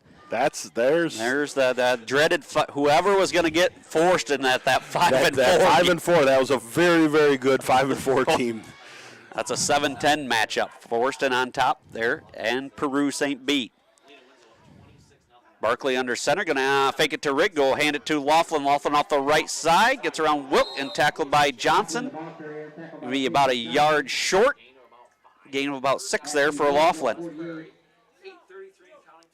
Boy, the best they've been on the ground here the whole game, Mac, this series. They have, but you kind of wonder if Milledgeville's kind of gone into prevent, and they just turned to hold back from a big play happening. So they'll give up some of these yards that are just chewing up the clock. That's probably the enemy now if you're the Missiles. Akers in for Promenchenko at the defensive end spot. Third down and 1 for the Cyclones. Ball on the Missile 48-yard line. Barkley under center. Gonna toss it to Laughlin. Laughlin reverses field and met right at the line of scrimmage, falls forward. Boy, the officials have 2 different spots there, and they give it to the one that was further ahead, and they're going to give him the first down. Yeah, I think you're right there. Looks like they are going to call first down. Yep, they do signal first down. So, like I said, the near official closer to the side of the West Prairie sideline had it about 2 yards further than the guy back there, Mac. That was interesting to say the least. Yeah. And I know those half marks are good and straight. Yes, they are dead on. First and 10 for the for the Cyclones. Ball on the Missile 47-yard line. Barkley under center. Rigg and Laughlin in the backfield, double tight end set. Gonna fake it to Laughlin, and he rolls to his left. Now airing it out for Mitchell, and Johnson goes up and makes the interception. Kason Johnson high points the ball, now he returns it. He's across the 30, 35, 40, up across midfield, he's across the 40, down inside the 40 of the Missiles before he's knocked out of bounds by Laughlin. As what a play by Kason Johnson, Mac. He has had a whale of a day today, Kyle. He has done a little bit whatever was needed there for the Missiles. returns it all the way back to the 37-yard line. Case and Johnson, as that's a wide receiver playing defensive back there, Mac. That's Sometimes right. you have a defensive back playing wide receiver, but that's a wide receiver playing defensive back. Yeah, and then a nose for when they're returning the ball there, what to do. So a big return on the after the interception. So his last two passes are interceptions here for Barkley. 1st and 10 for the Missiles. Ball on the 37-yard line of the Cyclones. Nye fakes it to Wilk, drops back to pass. Nye's going to air it out deep, and he's got Connor Johnson, but he just overthrows him. Boy, pressured in his face maybe led to that overthrow, but he had Connor Johnson streaking down the field uncovered, Mac. Yeah, just about a half a step overthrown there, but he comes down with that ball, Kyle. He's probably within the 5 or maybe a touchdown. Just could not quite catch up to it there. 2nd and 10 for the Missiles. 7:01 to go in this third quarter. 40-3, Milledgeville on top. I formation for Nye. Gonna pitch it to Wilk. Wilk off the left side. He's got running room. Spencer Nye leading the way. Got a flag on the play though, as Wilk thrown out of bounds there by Hilton. But I believe this one's coming back. Probably in that area hold there.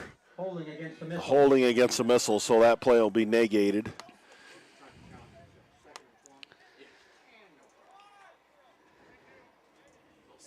Holding on the Missiles. Boy, that's a tough call there on Akers, the lineman there. He looked like he turned his lineman, did what he's supposed to do. You really like the play, though, that sweep there with Wilk out there running with a full head of steam and blockers in front of him. Boy, it's a beautiful thing.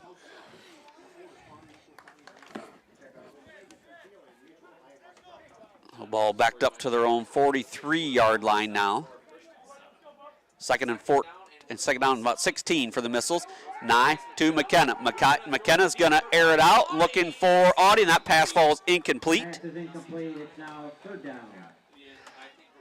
We'll bring up 3rd down and about 16 now for the Missiles. So penalty really hurt them. They would have had it inside the Cyclones' 20-yard line. Instead, we're now 3rd and 16 from the Cyclone 43-yard line. 6:35 to go in this third quarter. Milledgeville 40, West Prairie 3. 3rd and 16 for Milledgeville. The ball on the West Prairie 43-yard line. Nye gonna fake it to Wilk, to keeper, and this time Nye sniffed out nicely by the defensive line of the Cyclones. Kramer, the first one to bring him down. Now 4th down for the Missiles. Gain of about 1 there for Nye on that one. As I would think the Missiles are going to choose to punt and try to pin them back here, Mac. As end of first quarter, Sterling 6, St. Viator 0 down there at Sterling. 5A playoffs. Ebersole back to punt, standing on about his own 46-yard line. Good snap. Punts away. Going to angle it towards the corner there, and we'll see where they mark it. It's inside the 20, might be inside the 10, about the 9-yard line where... Nice punt with no return. Beautiful. Yes, great punt there by Ebersole. So both punters having some pretty good days here today. Yeah, it's kind of fun to highlight the punters. So you just don't often do that here, but both punters here have done a real nice job helping their prospective teams in bad situations here with a good punt. So 1st and 10 for the Cyclones, ball on their own 9-yard line. 5:53 to go here in this third quarter. Barkley under center.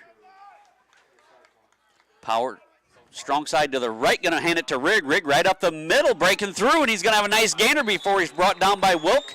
Across the 20-yard line, near the 22. Gain of about 13 for Rigg, right up the middle. Nice just power football there by Rigg. Just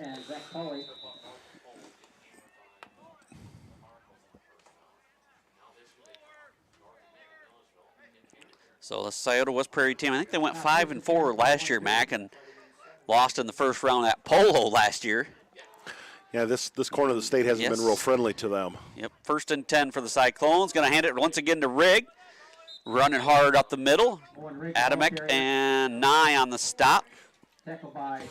Gain of about 2, it looks like there for Rigg.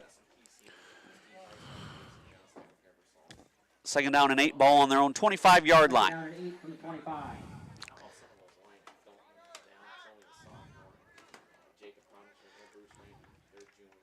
5-10.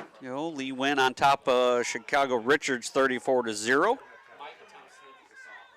Marquette on top of Morrison now, 7-6, 10 minutes to go in the third. Cyclones going to hand it to Laughlin. He's met in the backfield. There's Ebersole again, flying in, making the stop, and that's going to be a loss of 2, maybe 3. That right side there, Ebersole's just, he solidified that. You're not coming through me. Loss of 2 there for Laughlin. Now third down and 10. Boy, Ebersole's really turned it on here these last few games. So that's a senior that's going to die hard out there, Mac, is not ready to end his football career. Not quite this week. It's third down and 10 now for the Cyclones. Ball back to their own 23-yard line. Barkley under center. I formation behind him. Rigg and Laughlin. Gonna fake it and rolls to his right. Has a receiver out there, but incomplete, covered by McKenna and Johnson. Fourth down. Boy, first half they got a lot through the air. In the second half, that's a first incompletion of the second half. The other 2 were interceptions for him, Mac. Yeah, well, the Missile defense is really established. You know, you hold a playoff team to 3 points here through almost 3 quarters. That's pretty impressive. Now we get to see Laughlin, the punter, again. Johnson back to receive from his own 40. Laughlin gets one, and it's a booming punt once again. He's going to catch it about his 43. He drops it, picks it up. Now he's off to the races. Johnson to the 50, the 45, the 40 down the sideline, and going to be knocked out of bounds and going to have a flag on the play, multiple flags on the play. Block in the back here maybe against the Missiles. I think so. It was right there in front of the official there. And one area the Missiles are going to need to clean up is the penalty area, Mac. Now that's, I believe, their 6th or 7th penalty now here on the Missiles. I think the Missiles here are just. Yeah, and you're exactly right, Kyle. It was a push in the back. The officials are on top of it, so Missiles have it 1st and 10, ball right on the 50-yard line. 3:53 to go in the third quarter. 2 running backs in the backfield. 9 gonna hand it to Wilk. Wilk up the middle. Nice gainer by Colton Wilk, running hard. Gain of about 8. Tackled by 25 Akers. And now looks like the Missiles are gonna go fast here, Mac. Now gonna hand it again to Wilk. Wilk across the 40, about the 37. 5 more there for Wilk. 1st and 10 for the Missiles, ball on the 37-yard line.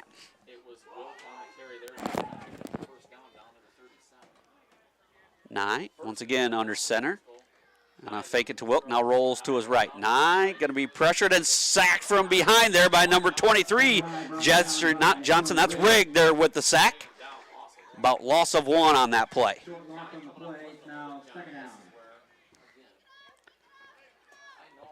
Second down and 11. 3 minutes to go here in this third quarter. Milledgeville on top, 40-3.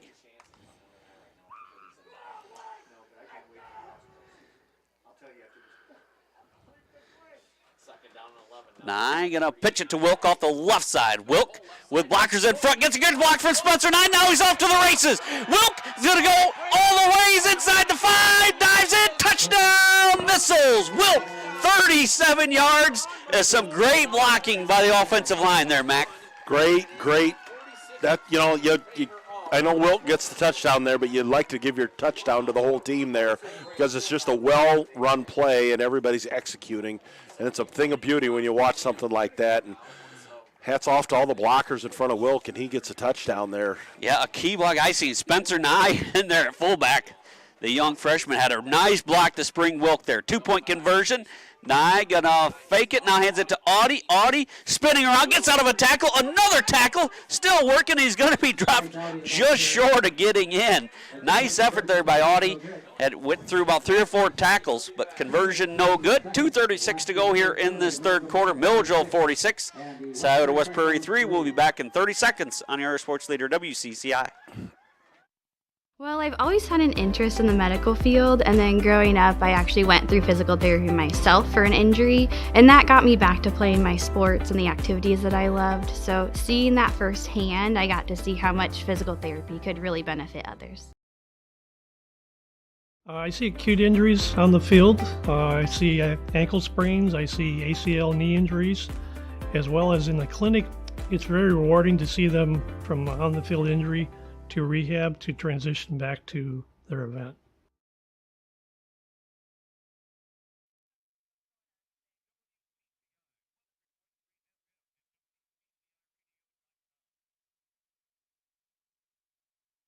Welcome back here to Floyd Dobb Field as the Missiles lead 46-3 here, which was a very close game through the first 23 minutes of that first half, Mac. And then it just, I don't know what changed. Well, I know what changed. They got a special teams touchdown here, and since then it's just been all Missiles.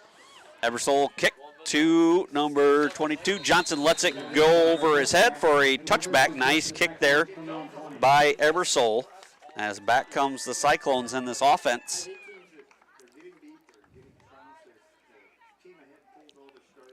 And it's trailing 46-3 now, and that's just, like I said, all the momentum changed there. The final minute of that first half, it was 8-3. With the 1:16 mark of that second quarter. It's been all Missiles ever since. 2:28 and now counting in the continuous clock now with the 40-point lead here for the Missiles. Comes Barkley and the Cyclones. Shotgun formation for Barkley. Two wide receivers split out. He drops back, looking to get it to Laughlin, and that pass is intercepted. Tom Smith, I believe, has his second interception of the ball game. 2:02 to go. As looks like Tom Smith a little gimpy there to get up.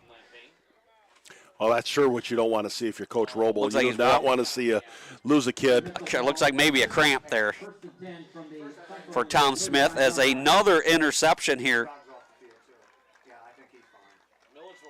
for the Missiles.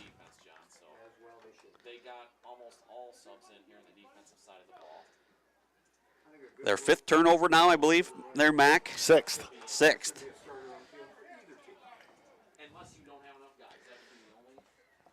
So 125 and counting. Now new quarterback Bryce McKenna in there running the offense here for the Missiles. I formation and a near fumble. He gets it to Spencer Nye.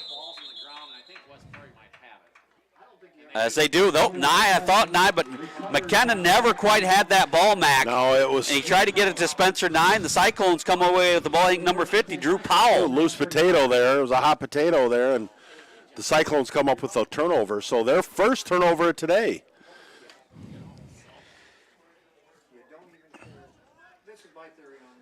So 1st and 10 now for the Cyclones after each team trades turnovers here. Down to the final 45 seconds of this third quarter. Barkley out of shotgun formation. Johnson to the left, Mitchell to his right. Barkley rolls to his right. Going to have a flag on the play as Wilkes going to almost come down with an interception. Laughlin did a nice job knocking that out of his hand, and a hold here on the Cyclones. Well, you kind of anticipate some of this. The score gets a little lopsided, and you get some of the guys out from the sideline in that maybe don't out of position or haven't had a lot of experience here. You're going to get some penalties, and this is kind of what you're seeing happening here to end quarter number 3. 46-3, Milledgeville Missiles over the West Prairie Cyclones. You're listening to Mark Macomb along with Kyle Leach on WCCI. We'll be back after this 30-second timeout. Ryden Farm Supply, located in the heart of Walnut Grove and in business since 1974. Ryden Farm Supply can meet all your needs for LP seed, fertilizer, and farm chemicals. Their LP service is unmatched in this area. Customer service is one of their specialties. Give them a call today at 309-772-3121.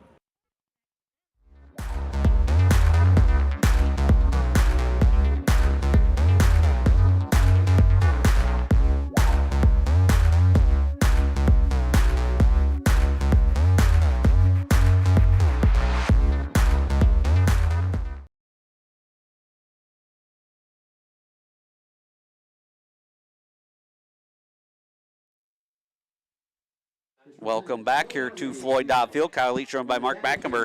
After 3 quarters of play, it's 46-3, and but just like last week, Mac, this was a game we didn't see quite turning out quite like this, the way that first half was played, just like St. Thomas More last week. No, but I think that's just kind of a sign of what Milledgeville is all about. Is they just keep beating the drum, and eventually, when they break through here, you see what happens. It's a full-on avalanche. As back come the Cyclones, they hand it off to Hilton on the carry. There was a flag on that last play, holding, made it 2nd and 20, gain of about 2 there for Hilton.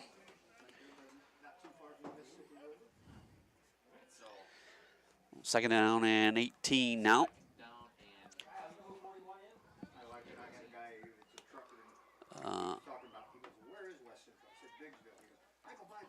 Oh, no, 41, I do not. Must have a jersey change. I'm betting Adamek is on the field for the Missiles. As that pass complete there to Hilton, and he was hit immediately there by Wilk. We got an injury timeout here on the field. So injury timeout. We'll be back. 11:14 to go in the fourth. Milledgeville 46, West Prairie 3. We'll be back in 60 seconds on your Sports Leader WCCI.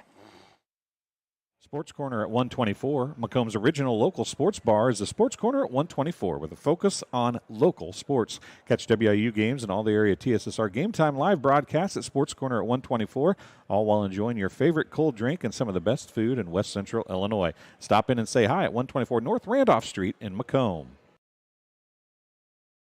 At Western Illinois University, leathernecks don't just blend in. Our purple stands out. Our students are innovative, creative, and resilient. At WIU, there is limitless potential, with campuses in Macomb, the Quad Cities, and online. Visit wiu.edu/potential to become a leatherneck and get an education that stands out. Well, I've always had an interest in the medical field, and then growing up, I actually went through physical therapy myself for an injury, and that got me back to playing my sports and the activities that I loved. So seeing that firsthand, I got to see how much physical therapy could really benefit others.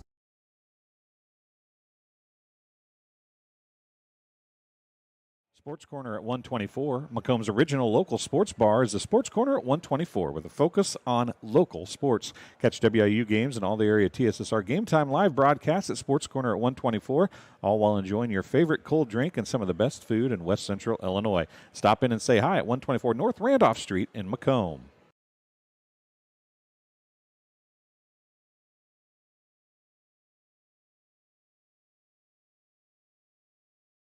Seat and Service, Wally's Place, McKenna's Flooring, Gibbs Machine Corp, Millville Tavern, Milledgeville State Bank, Pole Hills Cub Cadet, Johnson's Processing, Gibbs Drywall, Ernie Bates Country Financial, and Bushman Service. Thank you all sponsors for making this broadcast possible. As he is walking off Carter Hits, it's good to see him walk under his own power there, Mac. Hopefully just maybe the wind knocked out of him or holding the right arm there a little bit. But always good to see him walk off under their own power here. Yeah, exactly here. And Coach Roble here, he even came over and just kind of assessed the situation there. And it's good to see the young man get up and come to the sideline in his own power.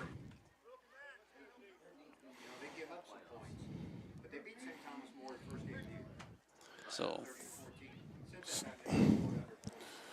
11-14 left here in quarter number 4. Yeah, 46-3.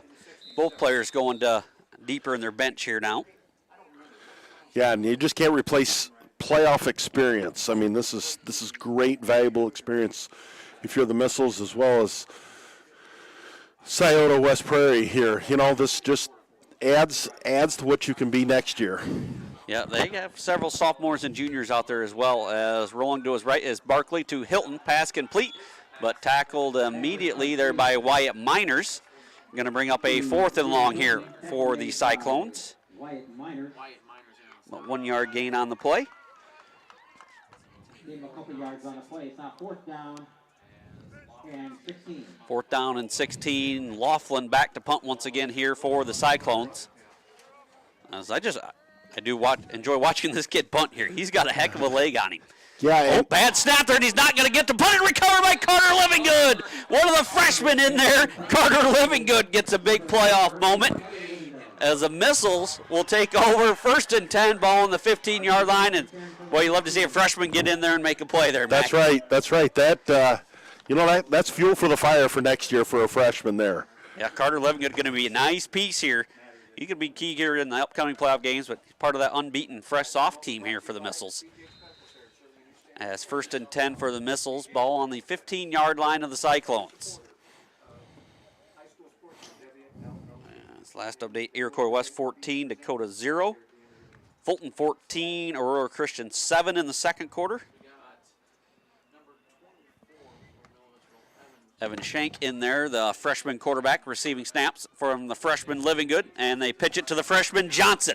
Johnson down inside the 15, inside the 10, but got a flag on the play. Hold, blocking the back, something there, Mac. It's usually kind of what you see on those types of situations is as the sweep was coming around that right side there and the official right close to the play, and it does go against the Missiles. So it negates a really nice play there by the Missiles. But it's 1st down and 20 after the 10-yard holding play for the Missiles. Ball on the Cyclone 25-yard line. 9:15 and counting here in this fourth quarter. Milledgeville 46, Cyclones West Prairie 3. Shank under center, going to hand it to Johnson. Johnson gets through one tackle, still fighting. Getting about 1 or 2. Tough run there for a yard or 2. Number 50, Powell on the stop there for the Cyclones. What I think if you're the Missiles here, you know what, we're not expecting you to score, but we're also not expecting you to make any mistakes or penalties, silly penalties. Yes. So 8:40 and counting, 2nd down and 19. Ball on the Cyclone 24-yard line. Shank out of shotgun formation. Johnson and Hendrick split out to the right. Nye and Green to the left. Going to be a toss to Johnson and going to be brought down for a loss of a yard on that one. So 3rd down and 20 now for the Missiles. Ball still on the 25-yard line now.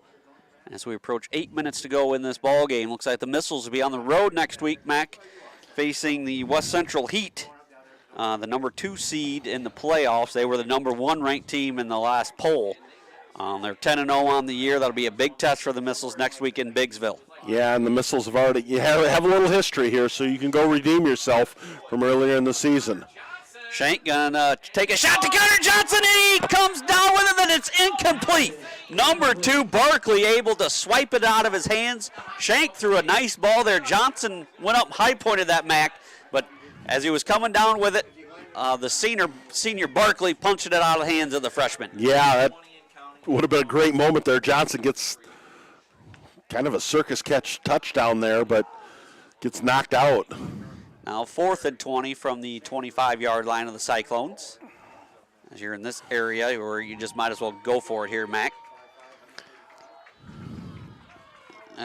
Checking in. Aiden Horn checks in here for the Cyclones, replacing Clayton Hunt. Now,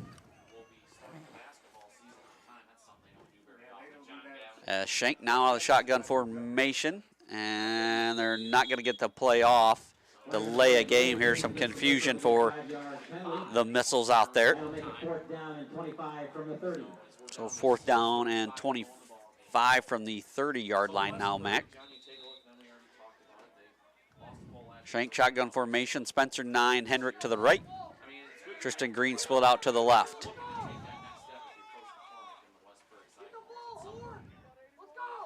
Shank as Nye goes in motion on Spencer Nye. Shank drops back to pass. Be pressured, and Shank throws it down and deep, and he's got Spencer Nye for a Missile touchdown. Shank finding Spencer Nye, who hauls it in for a 30-yard touchdown, Mac. What a throw there, and stand right in there and take the heat. Shank did a great job there standing there, and he had to get picked up from the grass there, but the results are exactly what you want, and you pick up 6. Spencer Nye, not known for his receiving abilities, comes in motion. He's usually a fullback, plays some defensive line, but they run it in motion. Nobody picked him up, and Shank threw a nice ball under pressure there.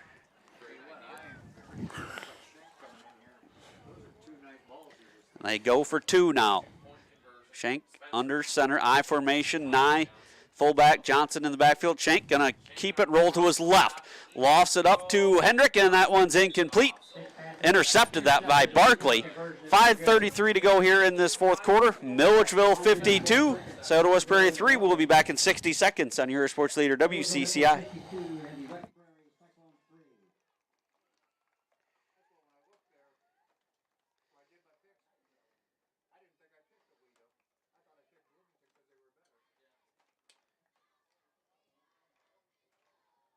Ryden Farm Supply, located in the heart of Walnut Grove and in business since 1974. Ryden Farm Supply can meet all your needs for LP seed, fertilizer, and farm chemicals. Their LP service is unmatched in this area. Customer service is one of their specialties. Give them a call today at 309-772-3121. 24-0. I went through MDH when we were trying to get pregnant. We were struggling the first year, and then when we got pregnant, I stayed at MDH and through labor and now for pediatrics. My experience was nothing short of phenomenal. I was met with amazing staff members who helped me through concerns that I had when she was first born, helping me learn how to be a new mom. It was really reassuring and comforting knowing that I had so much support and kindness around me. My entire pregnancy at MDH was amazing. Ebersol toes it up. Back to receive it will be Johnson inside his own 10. Johnson looking for blockers, gets it across the 20 up near the 26-yard line. Tom Smith on the tackle.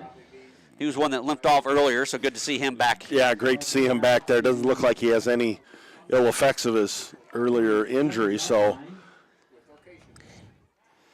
So first and 10 for the Cyclones, ball on their own 27-yard line. Let's see who's in to till. Yep, still going to be Barkley, the senior quarterback in there, taking the plays. As Sarber checks in for the Missiles, replacing McKenna. Connor Johnson in as well.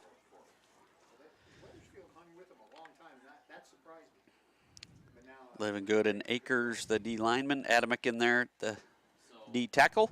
Barkley under center. Gonna hand it to 34, who's tackled by Miners. 34, his first carry, that's Nelson. Ball carrier was Austin Nelson. Tackled by Miners. Gain of about 5 there for Nelson. 2:45 to go here in this fourth quarter. Last I seen was a 24-0. I think I said there, Mac Forson over St. Bede. That's, you know, there's just shows you what it's like in Northwest Illinois. 5-4 coming out of here, and they go out of the area a little bit. And Lee went up 42-0. Ball on the ground. Livingood's going to have another fumble recovery here as Livingood comes away with the football. Another turnover here for the Cyclones. As Livingood there to scoop up the loose ball. And the Missiles have a first and 10, ball on the Cyclone 26-yard line. As they'll see if the Missiles will just take a knee here. I believe that's what Coach Robles is instructing them to do. Lee went up 42-0 over Chicago Richards at the half. Dupeck up 52-8 over Catalyst Maria. Fulton 17-7 over Aurora Christian. As Evan Shank takes the ball and takes a knee here.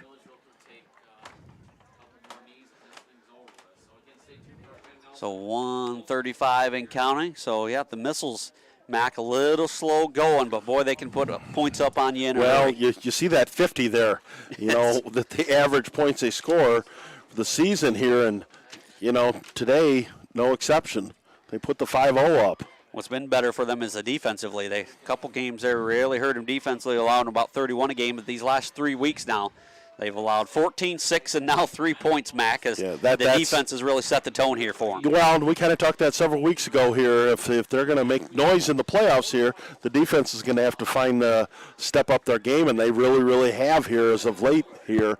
So it's going to be a stout test next week, but, hey, you know, that's what you want. You want to go back and, you know, play the best, and you're probably going to get one of the better teams in 8-man left. One more knee. We're down to the final 35 seconds. Shank takes it and takes a final knee here. It looks like that was Adamek that took the final knee here. As that's going to do it. The Missiles get a first-round playoff victory here, right here at their home field at Floyd Dobb Field. They knock off the Scioto West Prairie Cyclones by a score of 52-3. The Missiles advance down to the final 8 teams here in 8-man. We'll have the quarterfinals next week. As just an impressive victory here today for the Missiles here, Mac. Yeah, it in all facets of the game here, pretty much even football there for most of that first half there, but then when they started to roll there and late in that first half and second half, they just came out and just kept the gas down to the ground there, and they've really done a nice job here, and we've seen this here from the Missiles. So they get to play next week. So, we talked about at the beginning of the broadcast here. It's no time to let off the gas here because it's win or go home. Yep, absolutely. As the Missiles get the win here, 52-3. Recap the scoring here. First quarter, Nye to Case and Johnson, 68 yards. 2-point conversion was good by Nye. They led 8-0. It was that way till 1:16 to go in the second quarter. Scioto West Prairie. Laughlin hit a 27-yard field goal, made it 8-3, and that's when everything changed. Case and Johnson goes 87 yards on the following kickoff after they made him re-kick it, Mac. We talked about that on the air, that Coach Roble, he really likes that strategy, and just right there, everything changed. Yep, and he returned it. Nye added the 2-point conversion. It was 16-3.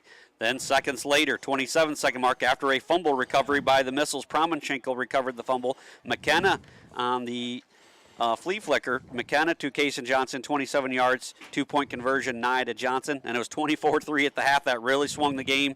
And then third quarter, Missiles coming out firing all cylinders. It was all Nye on that touchdown drive. He went 14 yards on the ground to cap it, found Audie for a 32-3 lead.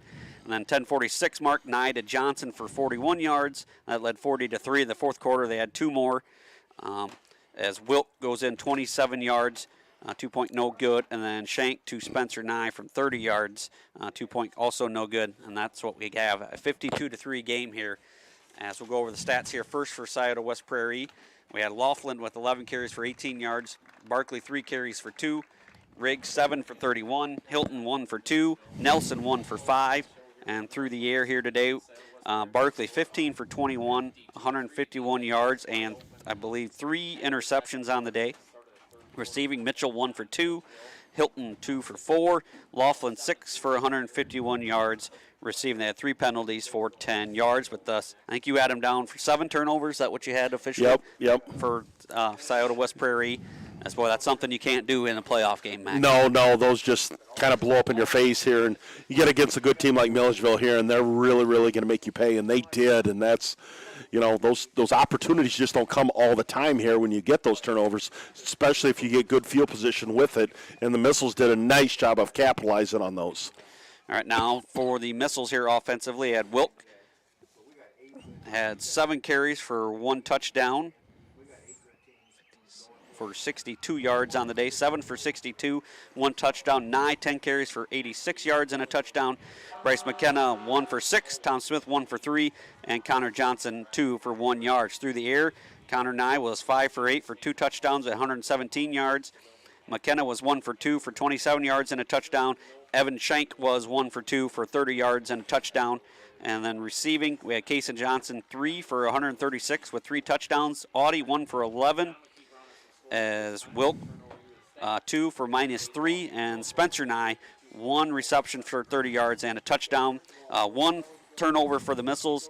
The bugaboo for the Missiles there was 8 penalties in the game for 70 yards. It's a beautiful sound to hear on a Saturday afternoon here. The victory bell going off on the hill here at Milledgeville, Mac. Yeah, what a great tradition here they've established at Milledgeville with the bell, and you only get to ring it when you put one on the left side. Yep. And so here, it's a big victory here at home in front of your fans in playoff football, and you play for another week, and you get to go on the road. So I guess the dream is you go on the road, take care of business. You might get the opportunity to come back here for another opportunity. Yeah, the bottom half of the bracket is now set as. At that end of the bracket, it'll be Milledgeville play West Central. I'm guessing that'll be a Saturday afternoon, 1 or 2 o'clock. We do not know for sure. I'm sure the Milledgeville Facebook page will update you there. as West Central will be the host seed. The Heat they're 10-0. They're the heavy favorite in this 8-man field. The Missiles will have to probably play their best of the game of the season next week, Mac, if they're going to have a shot to knock them off. That's right. No doubt, they're probably going in. It's a tall task, but I think if you come out of there with the W, you say, what, we played the best and we beat the best. Yep, the other game in the bottom half of the bracket, Ridgewood will host Polo Marcos. That should be a good one down there in Cambridge as well. 9-1 Cambridge. They're the 3 seed hosting the 6 seed Polo Marcos at 8-2. Decatur Lutheran is the one that advanced in the top there. They put up 86 points last night on Martinsville. Did Decatur Lutheran. They'll play the winner of the Champaign St. Thomas More Pawnee.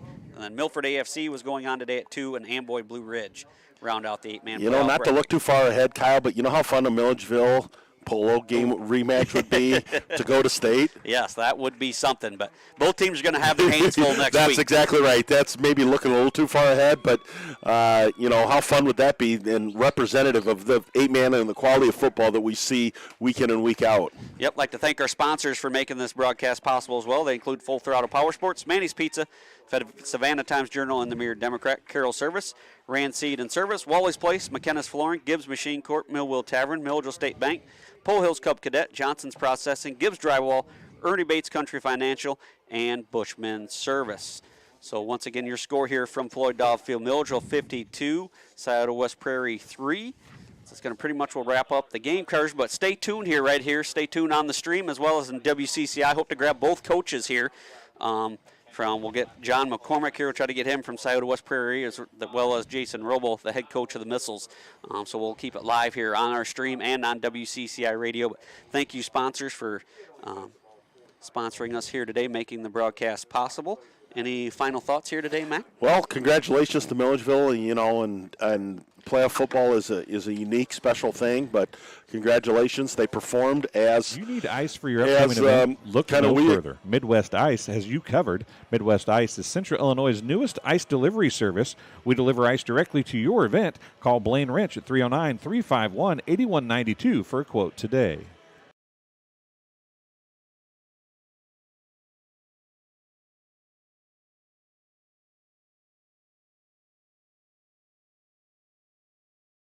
At Western Illinois University, Leathernecks don't just blend in. Our purple stands out. Our students are innovative, creative, and resilient. At WIU, there is limitless potential, with campuses in Macomb, the Quad Cities, and online. Visit wiu.edu/potential to become a Leatherneck and get an education that stands out.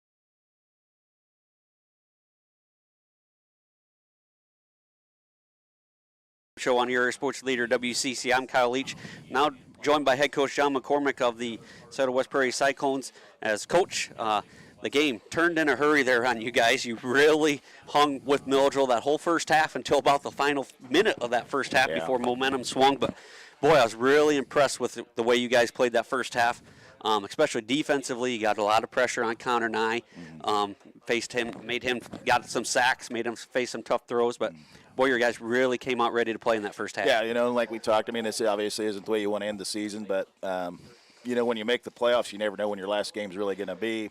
And unless you're playing in a state title game, and we're still a young program. Like I said, some of our guys that was the, I think the 20th football game they've played in their careers. So, we're gonna have get together Tuesday, give them Monday off, get our things collected, and talk to the seniors, and have the seniors talk to our guys, and kind of start building again. I mean, we got to give them a little bit of time left, but we got to get in the weight room. You can tell, the Milledgeville kids, they've been in the weight room. They're all pretty thick. Their legs are big. They all kind of look like their brothers. They're all about the same size, and but they do a nice job, and they got their work cut out for them next week at West Central. But they're going to show up and play, I'm sure.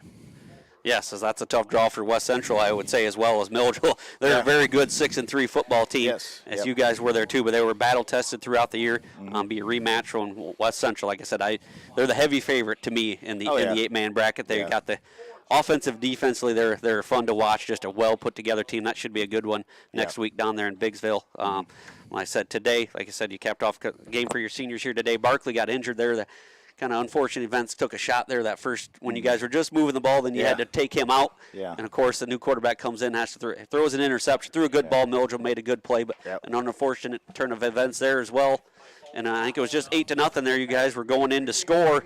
A 50-50 call there at the pylon. Like I said, I think it was tough to see. I was all the way the opposite pylon from you as well. Just an effort play. I think he lunged, reaching for the pylon and lost the ball. Just an effort play there by your running back. But boy, that's one of the game you can't fault a guy for giving out effort, and that could have been called either way. And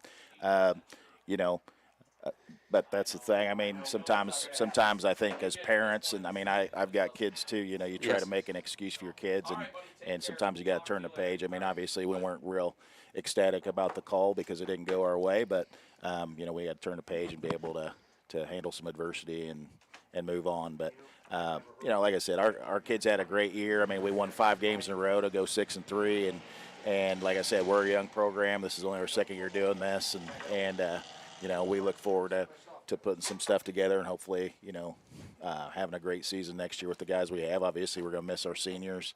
But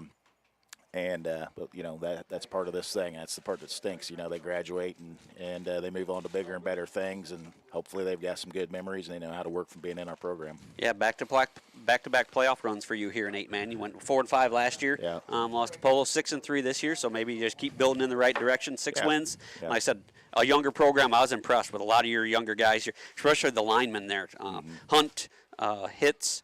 Kramer, Rigg, really, that's a lot of a junior, sophomore, junior. Like I said, a lot of experience, especially in the trenches there for this program going forward. Yep. So next year it'll be, it'll be kind of like everybody's junior year in our program. Some of them started as sophomores, some of them started as juniors, but so basically, this will be their 3rd year in the program, and we'll try to get them in the right direction, get guys put in the right spot, and get them stronger, and I look forward to next season already. I mean, it's always a sad time of year when football season ends. I mean, I think my family is going to be kind of happy to have me back, but it's always sad the last day you play and the last day you see your guys that are seniors, in their uniform and finishing up. Yeah, we'll talk about that. You're just like Milledgeville, just year 2 into this 8-man. Kind of a new game. It's new to me. I've learned it as I go as well. But talk about the fit for your community or your team as well as fit Milledgeville really well. Just 8-man, it's a growing game, and boy, it's a lot of fun to watch. Yeah, and that's the thing. Down our way, we've got some people that are, they're just not quite sure of it. But I've tried to be an ambassador for it. I know up here, It kind of took off before, but it's starting to filter down, in the Springfield area into our area. We've got some teams in our old Prairie Land Conference that could benefit from probably playing this. They're sitting there with 24 or 5 guys on their roster trying to play a JV schedule and a varsity schedule, and, guys get banged up. And so, it's something for some of those schools, I think, to investigate. And there's always room for more teams. And yes, I would love to see more as well. Like I said, get to get hometown pride. You get to keep like the Missile name, the Cyclones name. Like it gets excitement back for the hometown. Yeah, it's a lot of fun, and as a coach, you're trying to scheme, and defensively, it's a nightmare. For some reason, when you got 11 guys, it seems a little bit easier to stop stuff. But when you only got 8, it seems like a struggle. But our guys, prepared and like you said, played pretty well in the first half. We just sort of, had some bad things happen and didn't handle them very well. Yep, this game was not a 52-3. That score is not indicative of how this game was, especially that whole first half. Yep. You guys hung toe-to-toe with them. Well, I appreciate you jumping on here with me, Coach. Yeah. You guys are a class act, and just congratulations on another playoff season, and good luck to you guys in the future. All right, thank you. Thanks for having me. All right, that was John McCormick, head coach of the Scioto West Prairie Cyclones. Stay tuned right here on your area sports leader, WCCI. We'll have head coach of the Milledgeville Missiles joining us here shortly.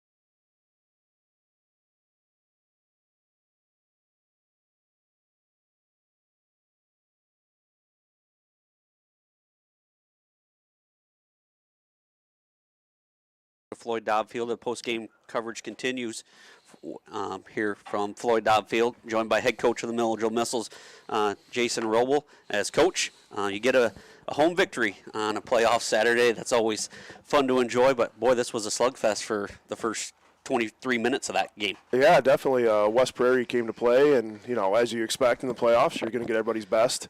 And they're making things very difficult to us on offense. They had a lot of speed. They're not real big, sort of like us, but they put a lot of pressure on us up front. Then they were making some plays in their own offense. I thought we did a good job shutting down the run, but they made some big long passes. The good thing is we always talk about, hey, if we give up a pass, we got to make sure we put the guy in the ground and live to play another down. And we did that today. Even there in the goal line where they dropped that one going in, our defensive back could have said, man, I'm out of the play, and started jogging, but he finished hard. And that was a big play in the game there, a big point in the game when we kept them out of the end zone when it looked like they had scored. Yeah, that was a big swing game there. Kind of teams traded punches early on, feeling each other out. A couple punts to early in the game, then Nye to Case and Johnson. 3:20 to go in that first quarter for 68 yards. And we talked about it before. You make one man miss an 8-man, and that's what Johnson did to the defensive back, and he was off to the races. And you had the 2-point, and that sets at 8-0. Just talk about that play there by Kaysen.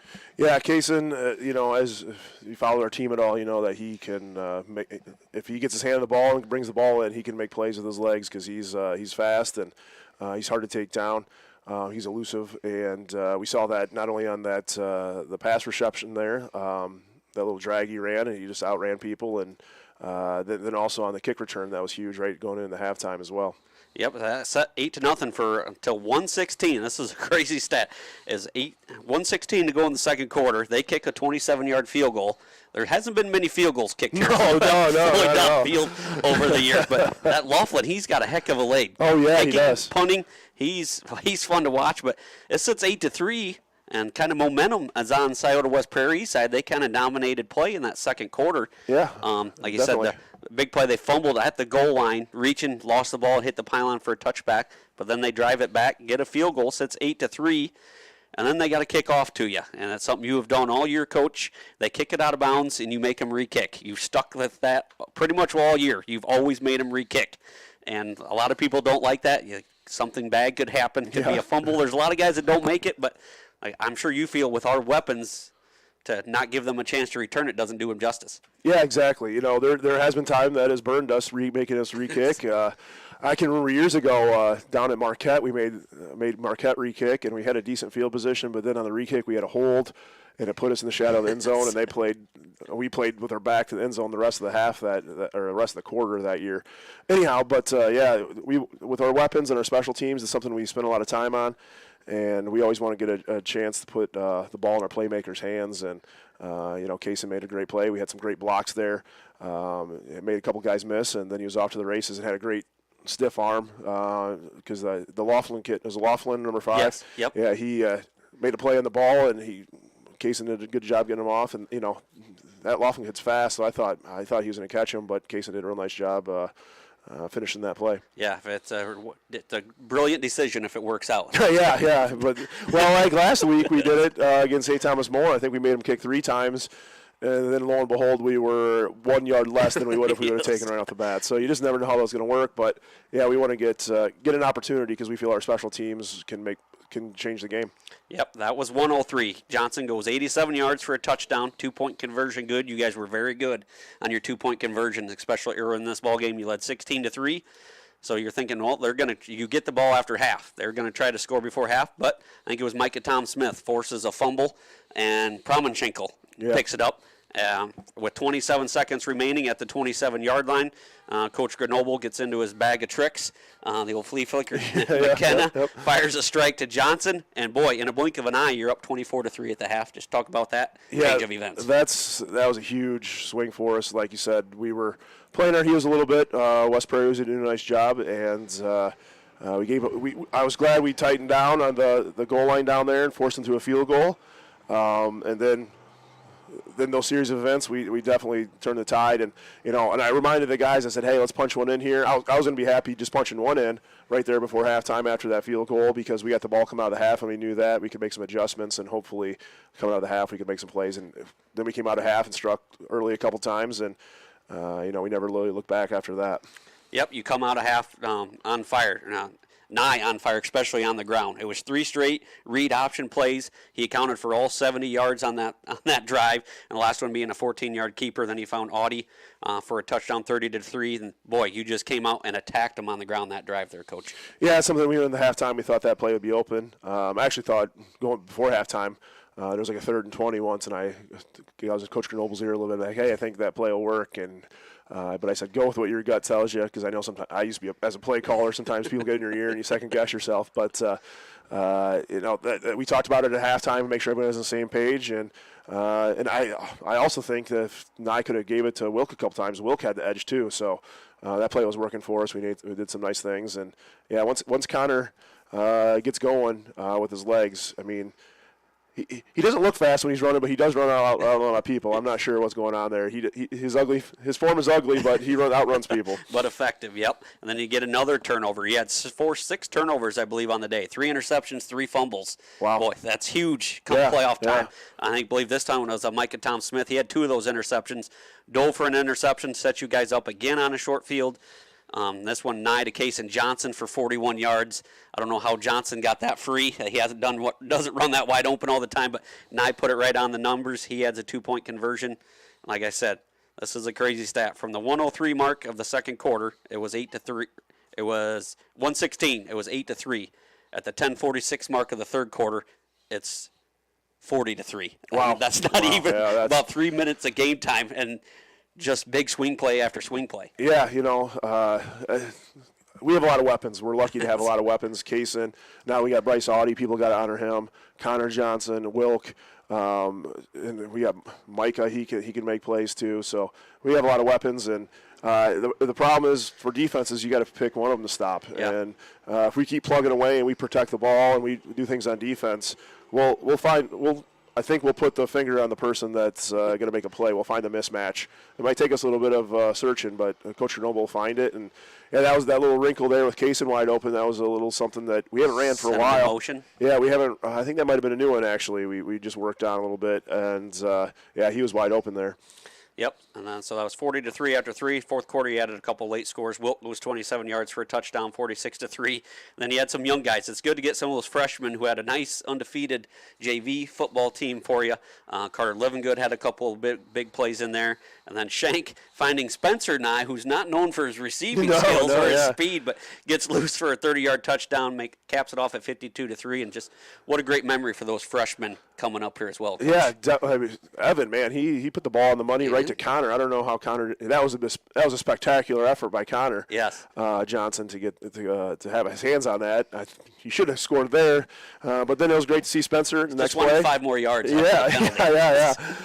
Spencer did a nice job making a play on the ball with the defender in his face. I thought West Prairie had that covered and was going to deflect it, but Spencer concentrated and brought that ball in. And it's good to see those guys execute in a varsity game. Yeah, they had a real nice JV season, and that's a great memory for them. And hopefully that gives them a little taste so they know what it's all about coming in the future. Yep, but we talked about all the offensive stats. Now your defense, Coach, the one that you're the leader of, and I've been harping on you all season, as well as some of the boys all season, about as little as they played there through the first 6-7 weeks of the year. These last three games, I think 14 points at River Ridge, 6 here to St. Thomas More, and now 3 to Scioto West Prairie. Your defense has been getting better and better each week, starting to figure things out. And, boy, you're going to need that next week as you go face the West Central Heat. Yeah, last time we played West Central was at week 7, I think it was, and came up here and I'll be frank, they embarrassed us. And they have the people to do that. They're a really good football team. They're a complete football team. You can't fall asleep on any aspect of their game. They're well coached. They play great defense. They do a lot of things really nice, and they embarrassed us. And my hat's off to them, but I also think we helped them out a lot. We made some uncharacteristic mistakes. We weren't real disciplined, and I think we have gotten some more confidence on defense now. And we also got a weapon back with Audie on offense, which is going to help. And played West Central last time. Colton Wilk went out early. You lose your starting running back and outside linebacker on the 3rd or 4th play offense or whatever it was. That hurts you. Connor Nye was dealing with a cold that whole week. He was not feeling well. We were coming off a bye week. I'm not making excuses, but I think those are things that affected the game. And we got to make sure now going forward that we are focused on West Central, and that's it, because they are the real deal. And, we had to play disciplined football on defense to have a chance and execute on offense, because that's what they're going to do. They're going to do both of those things. So. Yep, going to probably have to play your best game of the year to have a shot in that one next week. Next week against West Central should be a good one. That'll be, I'm guessing, next Saturday. We don't know what time yet. We'll get that posted as soon as we know. But the only area you need to clean up that I seen here today was penalties, Coach. I had about 8 for about 70 yards in this one. But other than that, like I said, a great all-around game offensively, defensively, and we look forward to covering you next Saturday at West Central. All right, thanks. I appreciate it. All right, and I hate to throw you on here. Normally our post-game show live on WCCI. I know you have a face for radio, Coach, but we did put you on the live stream here. Yeah, that was a curveball. That was definitely a curveball. Maybe I should, sat facing the other way for the viewers at home so they could have got a better look at you. Yes, absolutely. Well, Coach, enjoy this win. I always tell you, enjoy every one of them, especially the playoff wins, as those are hard to come by, and a well-deserved victory here for you and the Missiles here today. Thank you. I appreciate the coverage today. All right, that was head coach of the Milledgeville Missiles, Jason Roble, as we'll have coverage of his team next week as they travel to take on West Central Heat. That's going to wrap up our post-game coverage here from Floyd Dobb Field. I'd like to thank our sponsors once again for making the broadcast possible, as well as the live stream feed here. Executive producer, we'll give him the big title, Brooks Wilkinson, for running the show here, as well as Matthew Lapp, the cameraman. So that's going to wrap it up. Your final here. Milledgeville advances to the quarterfinals next week. Well, they'll face West Central Heat next week. They knock off Scioto West Prairie by a score of 52-3. So thank you for listening, and have a great afternoon.